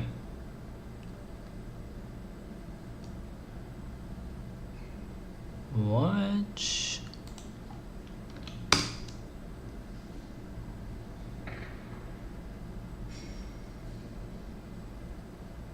Oh, wait. Isn't it supposed to be a... Okay, yeah. Oh, I think I understand maybe what's going on. Wait. Hold on. So like create GPU device, it returns a pointer to a GPU device. Yeah, I'm not sure. Anyways, next. So that works. We're in acquire, and if swap chain texture not equal to null. So if swap chain texture not equal to null, then we get a swap chain texture. Otherwise, we're just gonna, I guess, SDL.delay so we don't burn the CPU up. Let's just say 10 milliseconds, I guess, fine. And then we finally submit the GPU command buffer. And honestly, for that one, we could just use defer, fine. So SDL submit GPU command buffer CMD. Right? Or no? And actually requires this result. Okay, check. And let's go. Is that it? I think so. And here they didn't actually handle the error, which is interesting. But anyway, that's pretty much it. Now we just begin the render pass and end the GPU render pass. So we begin the render pass. Well, what we're gonna call this? Let's call it R pass, right? And then we're gonna say SDL.begin GPU render pass. I don't think it can return an error though. Yeah, it doesn't. And here you just give it the command buffer, then the color target infos, which is actually a pointer to a GPU color target info like array thing. And then number color targets. Okay, so you get a reference through that. Okay. So how are we gonna do this? What is it called again? Color target info. Okay. Color target info, too simply. And here one color target, and maybe, well, for maybe I guess we could we use like nil or maybe dot something, or yeah, probably just nil is fine. And here the SDL dot color target info. So, and for that I think you're supposed to probably just say target info SDL color target info. Wait, what? GPU color target info, I think. There you go.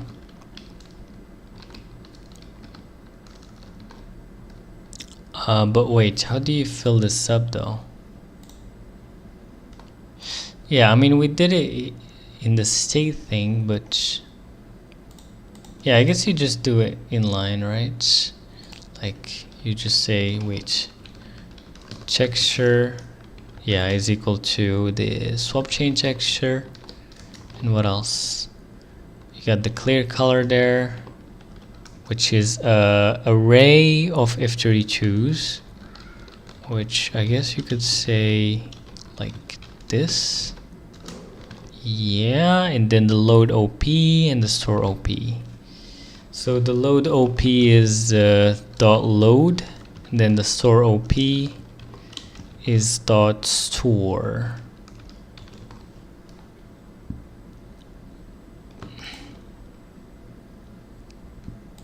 And that's 0 there, and even this is 0. But anyway, so let's see if this works, I guess. But obviously we gotta like defer SDL dot end the render pass, R pass, and boom. Now let's try to run this, and we are getting a window, but it's black. I expected the red color, so I'm definitely missing something here. Let's ask the AI.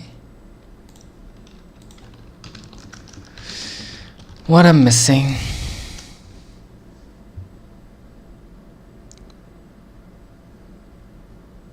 Oh, sorry. What the heck? What did I think of like using load there? Anyway, there you go. So it works perfectly. Lovely. So as you can see right now, we got our first SDL GPU program using Odin. And it's really clean. So we learned a bit about like generics, as you can see here. And this color location thing, kind of like a CD source location. Procedures, how to make your own procedure. The fact that this v thing could like accept any kind of argument.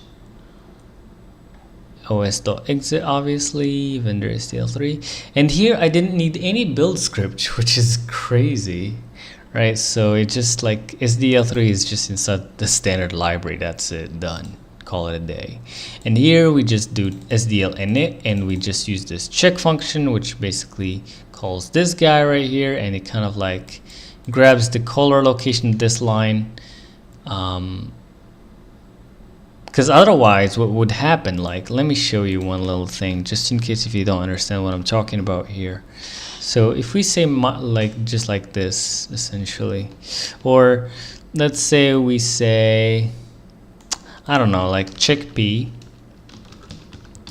null or nil, let's say that. Wow. I see. So how do you cast this or something? Yeah, I don't know. Well, let's say this. Let's say x is of type SDL.texture, for example, GPU texture, right? And it's basically equal to null. How about that? Can we? Yeah, sorry, nil. What? Yeah, how do you set a nil?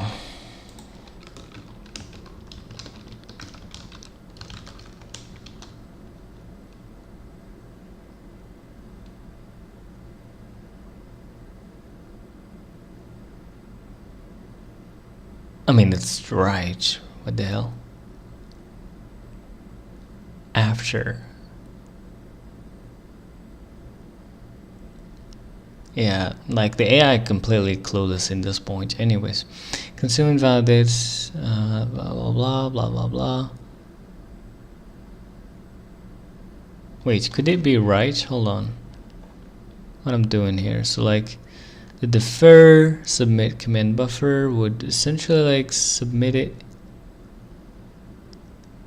Yeah, I don't know. Weird. Yeah, it's completely clueless on some things, but anyways.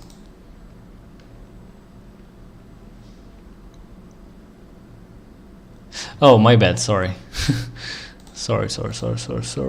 Let's go, let's do this. And now let's try this up. So check px, right? And then let's try to run this, and boom, I get an error here, exactly here, right? But if I don't actually pass this along to check here, what would happen is that you're gonna get the error up to check p, not to the actual error, to the original error. So that's why we're doing it kind of like this essentially. But yeah. Anyways, so that works. All right, let's go to the next step. The next step is, let's see, I guess probably a triangle or something. Yeah, pretty much a triangle. So let's look into a triangle here. Triangle, let me see. Triangle. Where's triangle? Basic triangle, there you go. Though obviously we do gonna need like the, yeah, we're gonna need a few things like the load shader function. Yeah, we gotta actually like implement that essentially. or we could just hard code this into SPIR-V for now to keep it simple. But yeah, fine. It's good like exercise to learn the language a bit too, so that's fine. Yeah. All right. So let's go to common.c here. Here's common.c. Common. There you go. All right, and that was the init function there. Next is the quit. Well, not that. I mean, initialize. So first of all, we grab the base path of the SDL. Then we have a load shader function here. And the base path is apparently null. Okay, and then you got the load shader function, which takes in the device and the shader file name, and the sampler count, uniform buffer count, storage buffer count, and storage texture count. Yeah, so you know what I'm gonna do? We're gonna copy this code right here, and I'm gonna come here, and then we're gonna do something like this. And they're just gonna comment this out, and let's go. Right, so let's just do it here. So load shader, so it starts with the name, and then you say that this is a constant procedure which takes in some device of type pointer to SDL.GPU device, and then the file name. Well, I don't know how do you do that, const char. In fact, you know what? Let me just get it like a, the AI to do it fine. But I'm gonna write it myself still. Translate to Odin. But so I just get a little overview of how it works.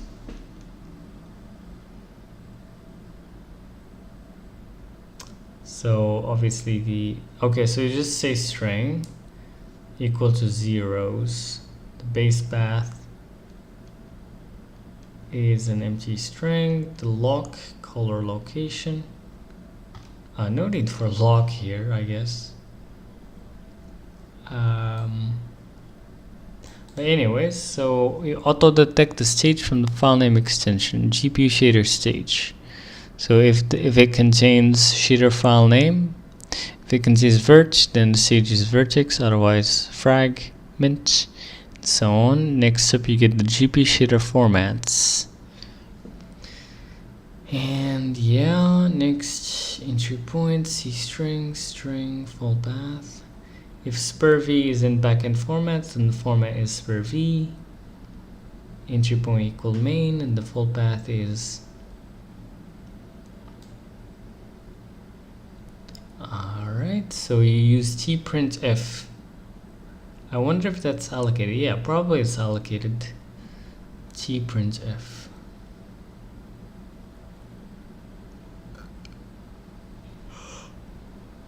Wait a second. What do you mean by, like, does eprintf ln or whatever, does it actually accept it? No. It just kind of hallucinated that part, I think. Anyways. So you use os read entire file. And if not okay, then fail to load. And then you defer delete code. Clean up the memory automatically and procedure return. So I wonder about tprintf stuff. Is it allocated? Probably. So we gotta make sure to clean up that one too at some point. And create the shader. Populate the GPU shader, create info, and create the shader. So raw data code, length, entry point format, stage, shader equal null or nil. I mean, alright, fine. So let's just try to do it ourselves. Fine. So the device and then the shader file name, it's basically string, and then the sampler count is U32, or what was that? Yeah, U32. Okay, 0, and then the uniform buffer count is 0. u32 0, and then the storage buffer count is 0. Well, and what was the last one? Last one was storage texture count. Okay, storage texture count u32 0, and then you kind of have to return something, right? Or no? Yeah, GPU shader. Okay, the GPU shader, though obviously this is gonna be like this.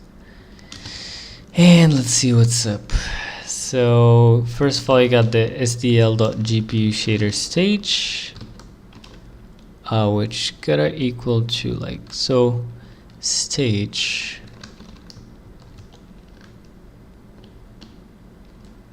wait, yeah, I think you just do it that way, and then you kind of check if shader file name. Wait, the contains function doesn't exist here, so it probably just hallucinated that part. So can I say maybe, wait, hold on, or maybe hold on. Maybe I was just doing something wrong. Hold on. Shader file name dot. No, it's still. Okay, what if I say if dot vert in shader file name? How about that one? Yeah, it doesn't work on strings, only maps and bit sets. So yeah, all right. So Odin strings. Because like the AI just straight up hallucinated some crap, I think. Or maybe I just supposed to grab the core strings library. Is that the case here? Maybe. Hold on. Import core strings. How about now? No, it's still like if I say dot vert here. Just making sure. Yeah, is that exactly what it kind of like? Yeah. Wait. Oh, okay. You're gonna say strings dot contains. I see. So strings dot contains any rune contains space, etc. So contains takes in a string and a substring, and returns true when the string substring is contained inside the string s. Nice. So the string here is basically shader file name. Though honestly, since this function is called load shader, it's obviously the shader file name. So let's just go with file name, dude. Whoops, what the hell? All right, let's just do file name here. And the substring is dot vert. Is that true? Wait, what? What's up? I don't know what's up. Anyways, so if that's the case, then stage is equal to the vertex, else if like that, right? Yes. Else if strings dot contains the file name comma dot frag, then the stage is equal to dot fragment right there, and we're good to go. Else otherwise we have a little problem here. And for that part, we could grab the lock again. That's very useful. So let's just say lock. And how are we gonna do this exactly? Check result. Yeah, we could literally just call the same function, but here we don't have an SDL error though.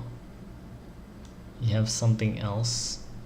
So I guess maybe we could have like some error function like that, and then proc, and then you just have essentially only the lock, color, location, and we just grab this part. I mean, kind of like, I guess, this part, right? So Yeah. But you have this kind of common thing. Okay, so we could just say V right here. But wait, in fact, this whole thing kind of like, but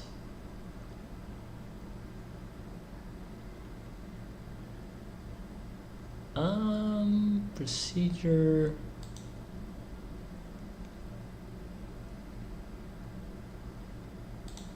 But yeah, it's kind of like K string and V string, but anyways. Next up, we got like, instead of this SDL get error, you just say K comma V, I believe. And then this could basically be converted into, yeah, so like instead of doing this, you just say error, SDL error, comma SDL get error. Well, obviously SDL dot get error like this. And declared name error, well, parameter V of type string is missing procedure call. Well, obviously, hold on.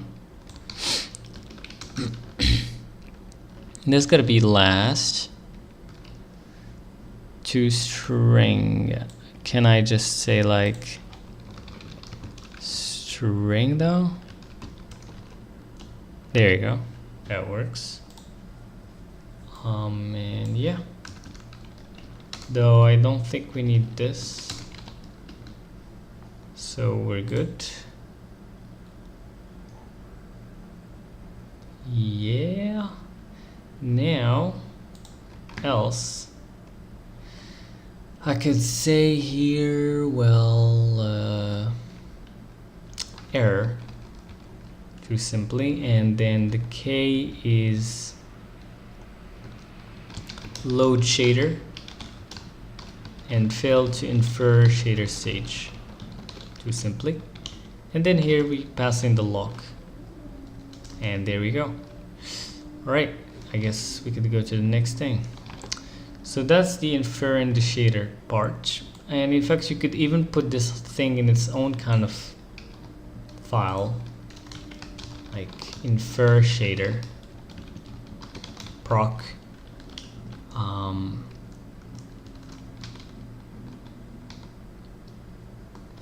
Right, and then like you got the file name here, and you got the lock.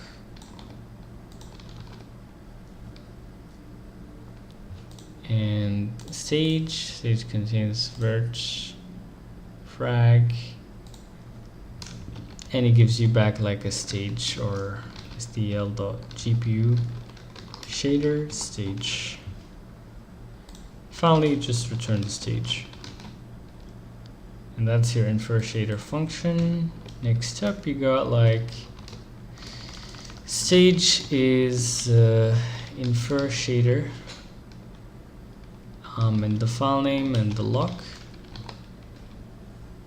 and missing return statement at the end of the procedure. Well, wait. Infer shader, failed to infer shader stage, and that's it. I mean, yeah, never mind. I'll just keep it that way. Or here, actually, you could also say, you know, I think it's called procedure. Like, yeah, there you go, and it would automatically like set it to the procedure name. Pretty cool stuff. Failed to infer shader stage, and let's go. Nice. Next, or you know, file extension is invalid or something. Yeah, file extension is invalid shader stage or unsupported. Yeah, shader extension is unsupported. Too simply, call it a day. Anyways, next up, what we got? So that's the stage. Next, we query all the available backend formats. So backend formats here. So the backend formats is basically SDL dot get GPU format shader formats, and then you give it the device, and there you go. Now what that returns, GPU shader format. Next, you check if SPIRV in backend formats.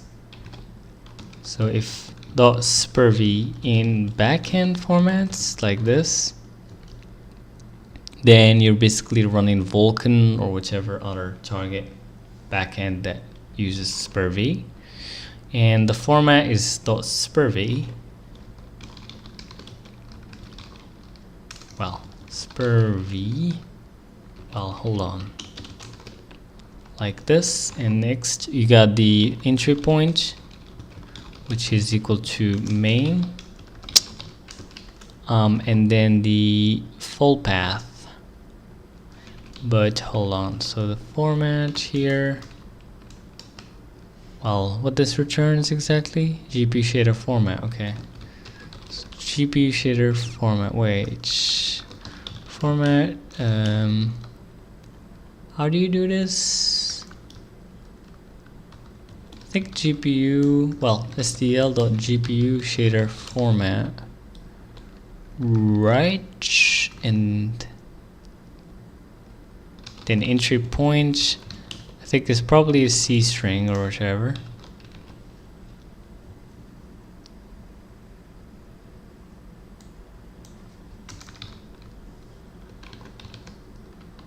Invalid for implicit selector expression. What the heck?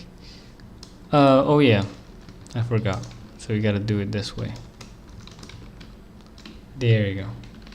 So as you can see, the AI didn't kind of get it mostly, but anyways. Next up, we got the full path. So the full path is equal to fmt.tprint apparently. tprintf. Whoops. tprintf. And create a formatted string using a format string and arguments. Allocates using the context's temporary allocator. Okay. A format string with placeholders and variadic list of arguments. Yeah. Alright, so how are we gonna do this exactly? So we just, yeah, it's kind of like this format. We'll just keep it that way, I guess. Fine. Yeah, let's keep it that way. Nothing fancy there. But obviously we do need the base path though. And for base path, well, where's that? Yeah, let's just put it, I guess, here somewhere.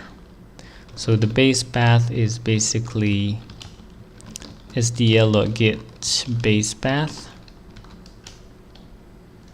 Is not a compile time known constant. Sure. Can we just do then? Alright. How do we do this statically? How do you declare static variables in what is it called? In Odin.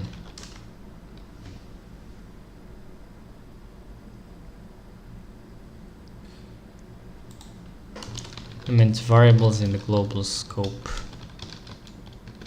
But I mean, that kind of works too though, but yeah.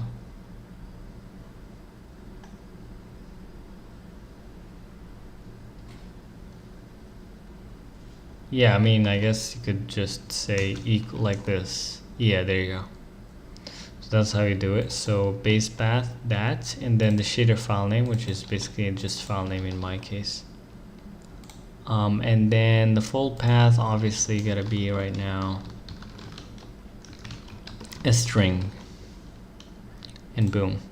So now we kind of just have to like do the same kind of thing with the other ones. It's kind of like a mechanical, pretty much, nothing to be learned there, I think, mostly, else if in backend formats, yeah. So let's just copy that part and fix the ones that the AI didn't get right.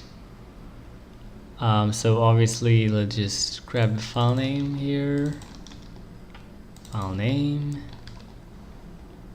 Full path. I mean, fine. Let's just call it full path then. Not a big deal. And obviously here we gotta make sure to do this.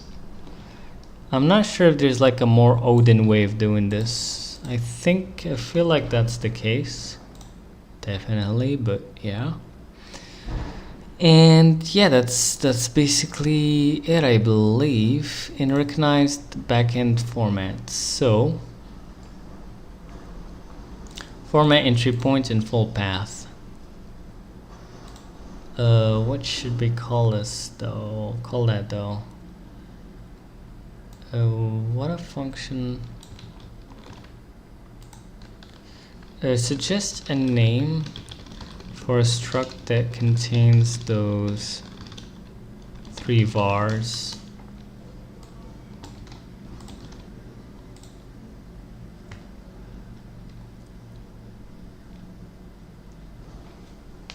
Shader target info.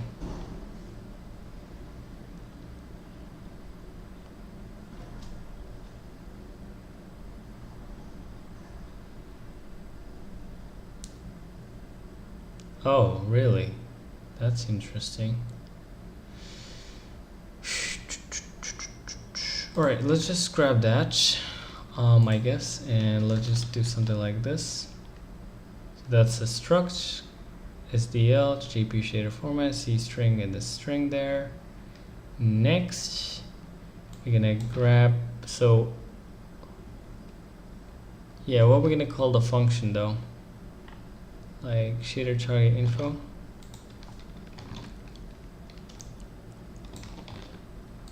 How about the func that would do this?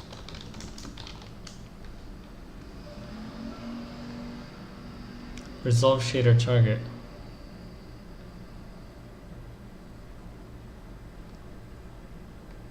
Yeah, that's fine. That's nice.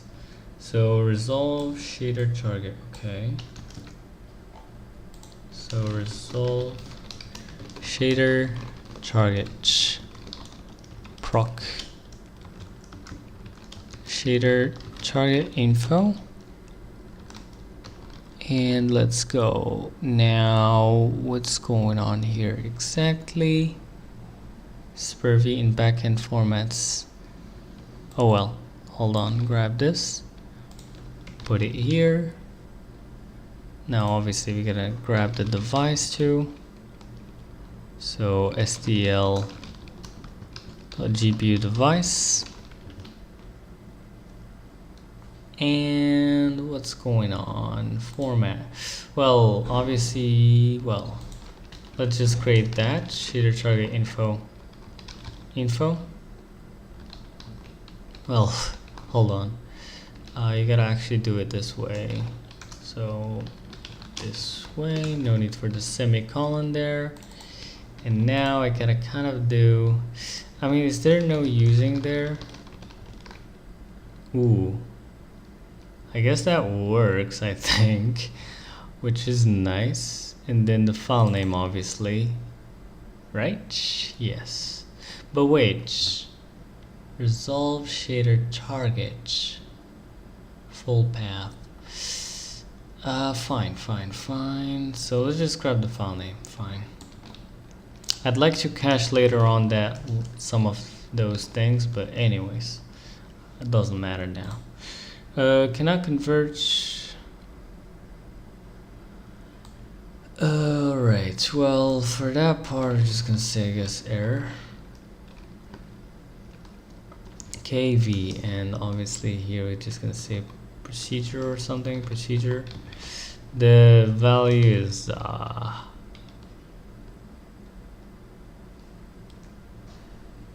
mean, this should be impossible though, but anyways, a known shader target. and known backend, shader backend, right? Next, the lock here, and we're good to go. Now the lock is basically this, and boom. Now what we're gonna return is basically info, and let's go. That works. Nice. So I got to use this using here. So instead of saying info.format blah blah blah, just do that and boom, done. Very nice. Next, you got here the actual shader target. So target is basically resolve shader target, and you give it the file name, give it the the device, sorry, then the file name, then the actual lock for error handling, and that's your shader target. Next up, you got the let's see, shader target. Yeah, finally, you still need this GPU shader create info, and also there isn't much going on here. It's just the length and the raw data here, and the raw data, I guess, for getting the void pointer, but yeah. And so let's just copy this part really quickly here. Fine. And let's see what we got. So code. Wait, where's the code coming from? Yeah, well, actually I gotta first of all load the file. I forgot about that part. So here we go. OS read entire file. So let's see how that works. Read files. There's read entire file and read entire file from file, and read entire file from path. So read entire file takes in a name and an allocator and a lock.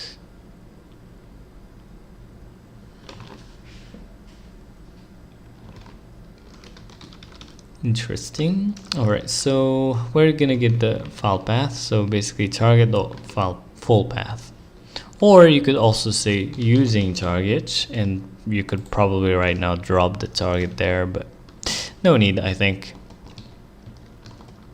So we're good. Target the full path, and the runtime allocator, we're gonna use, I guess, the temporary allocator, or what's going on exactly? I mean, it doesn't say though, but you know, I could give it that. Hold on, what? Bruh.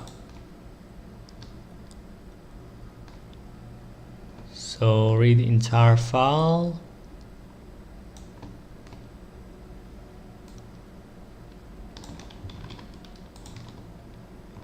Oh, actually, hold on. Could just do this.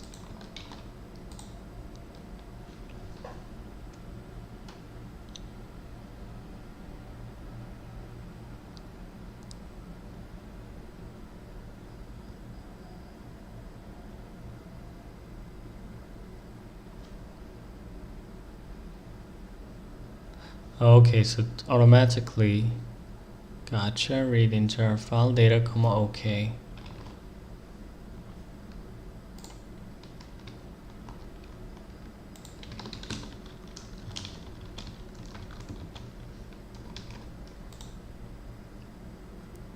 That kind of doesn't work.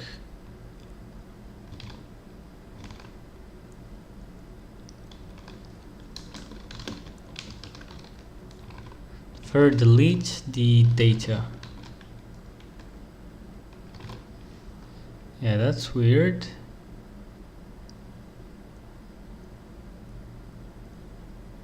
Context.temp. Nice, temp allocator. Yeah, now that works. And I don't need to delete anything here, which is nice too. Though on the other hand, this tprintf, it already allocates using the context temporary allocator, which is interesting.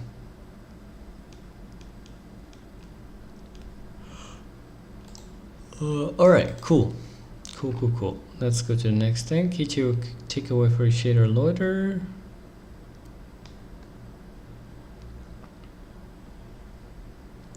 Yeah, that's sick.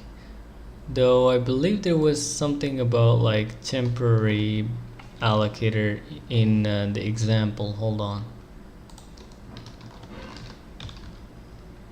Yeah, here I think it's free all context.temp allocator. That was in the main loop.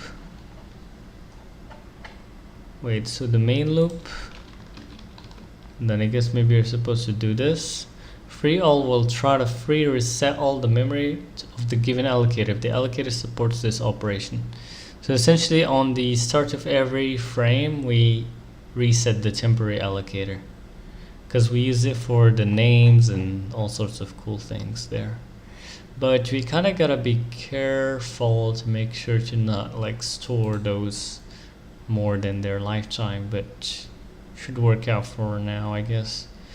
os.read entire file. So yeah, I should keep that in mind when like trying to cache these. So data comma okay, and what you do next exactly? Go back. If not okay, then return. And fail to read file. Can we just say like error? So like if not okay, then error.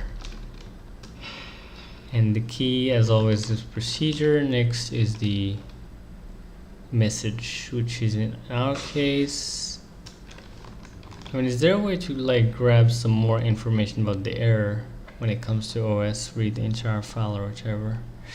It doesn't seem like there is, so for now we could just say well,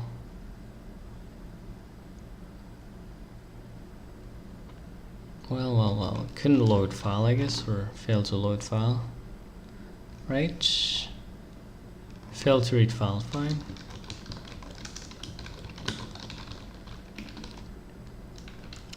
And what's up? It's only allowed on Boolean expressions. What the hell is that then? It's an os.error. And the data is a byte array, or actually span. I'm not sure, a slice I think they call it, but yeah. But yeah, that doesn't work really on the os.error. Oh, apparently you gotta switch on that, I think. Yeah, probably gotta switch on that or something. Okay is os.error.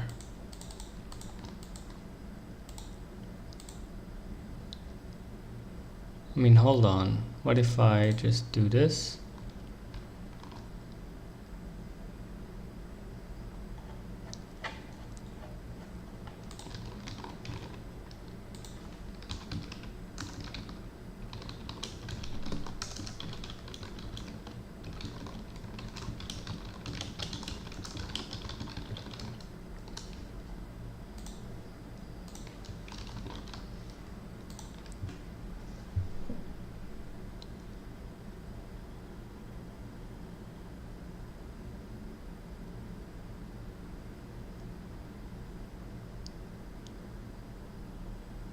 Oh, you check if not equal to null or nil. If error not equal to nil, do return nil. Interesting.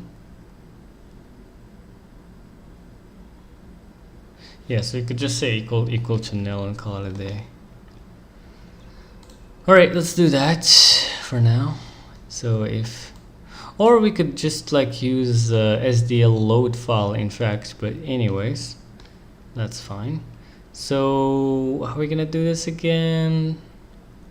If well, not okay then, so we're just gonna say like the code comma error, right? So error in code. So if error is not equal to nil or equal to nil, yeah. Oh crap. Well,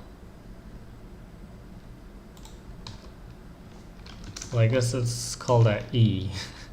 So if is equal to nil, then error that. Fail to read file. And finally, we're gonna say shader is SDL dodge create GPU shader. Well, let's just copy this part right here. Fine. So that's your shader info, is that raw data. So it takes in some. This is interesting syntax.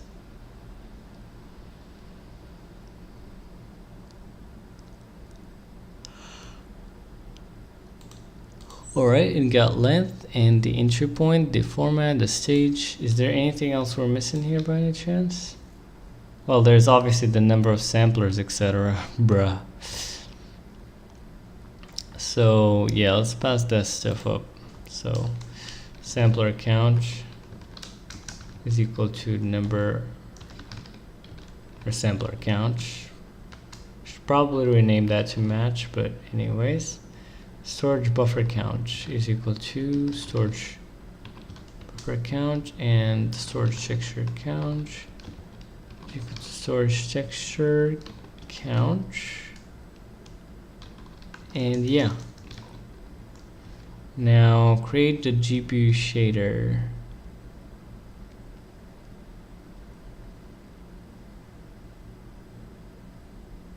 Wait, what? Cannot assign value shader info type GPU to. Huh. Weird. Weird, but okay. And if shader is equal to nil,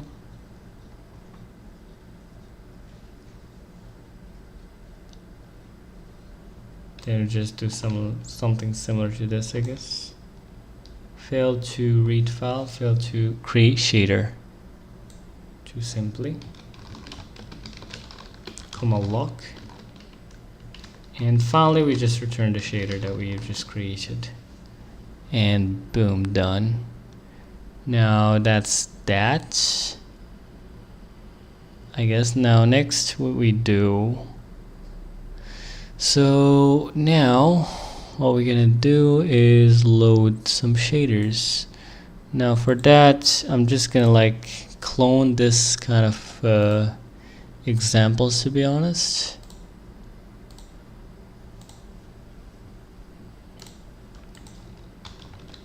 So let's just go inside of projects and get clone. And let's just copy the, how copy works again? Copy the source to dist. Source, okay, so it's source first. So CP source is basically SDL GPU example / content. To our project is called SDL GPU odin / content.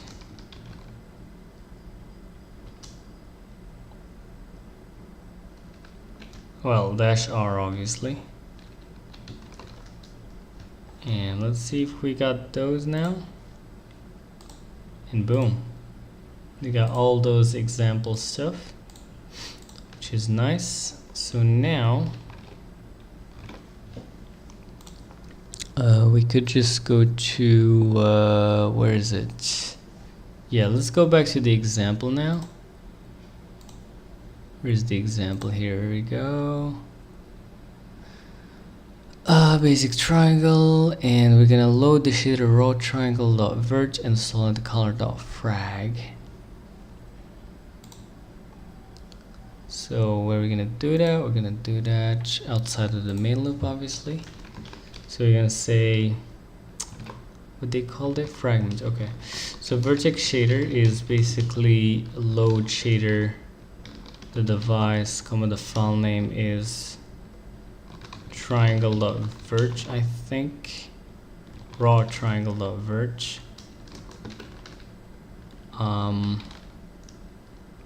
and the other one just defaults to 0 essentially. Next is the solid frag. So frag shader is load shader device, comma, well, the solid color.frag. There you go. Next, we're just gonna grab this pipeline create info.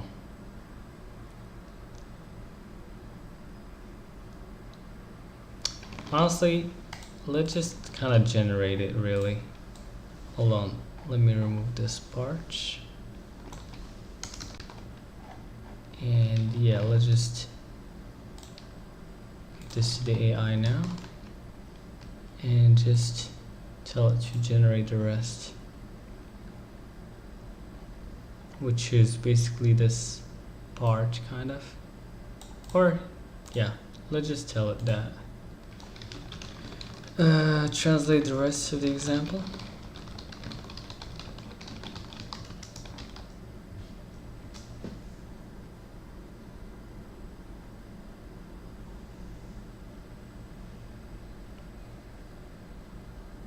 Whoops. Error is equal to null, huh? E is equal to null. Well, obviously not equal to null.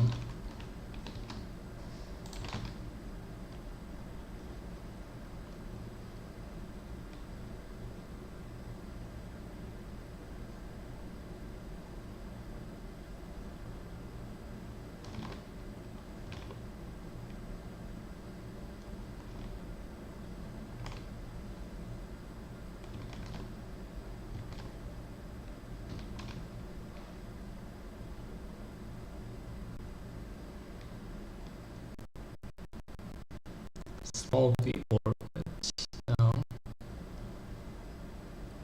Fill pipeline and line pipeline. So let's see, vertex shader, defer. Oh yeah.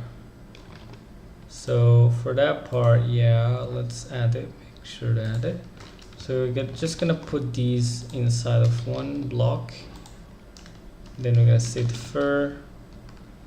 SDL dot like destroy GPU shader.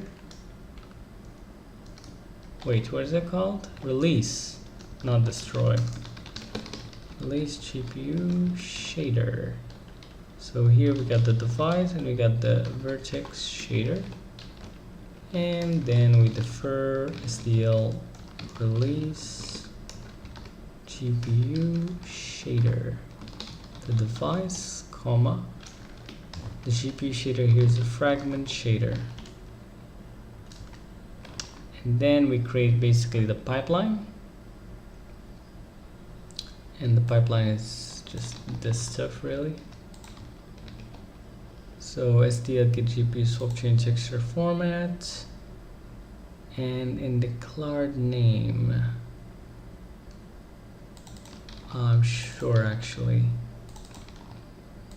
Fragment chainer. Let's go. And finally we create a fill pipeline.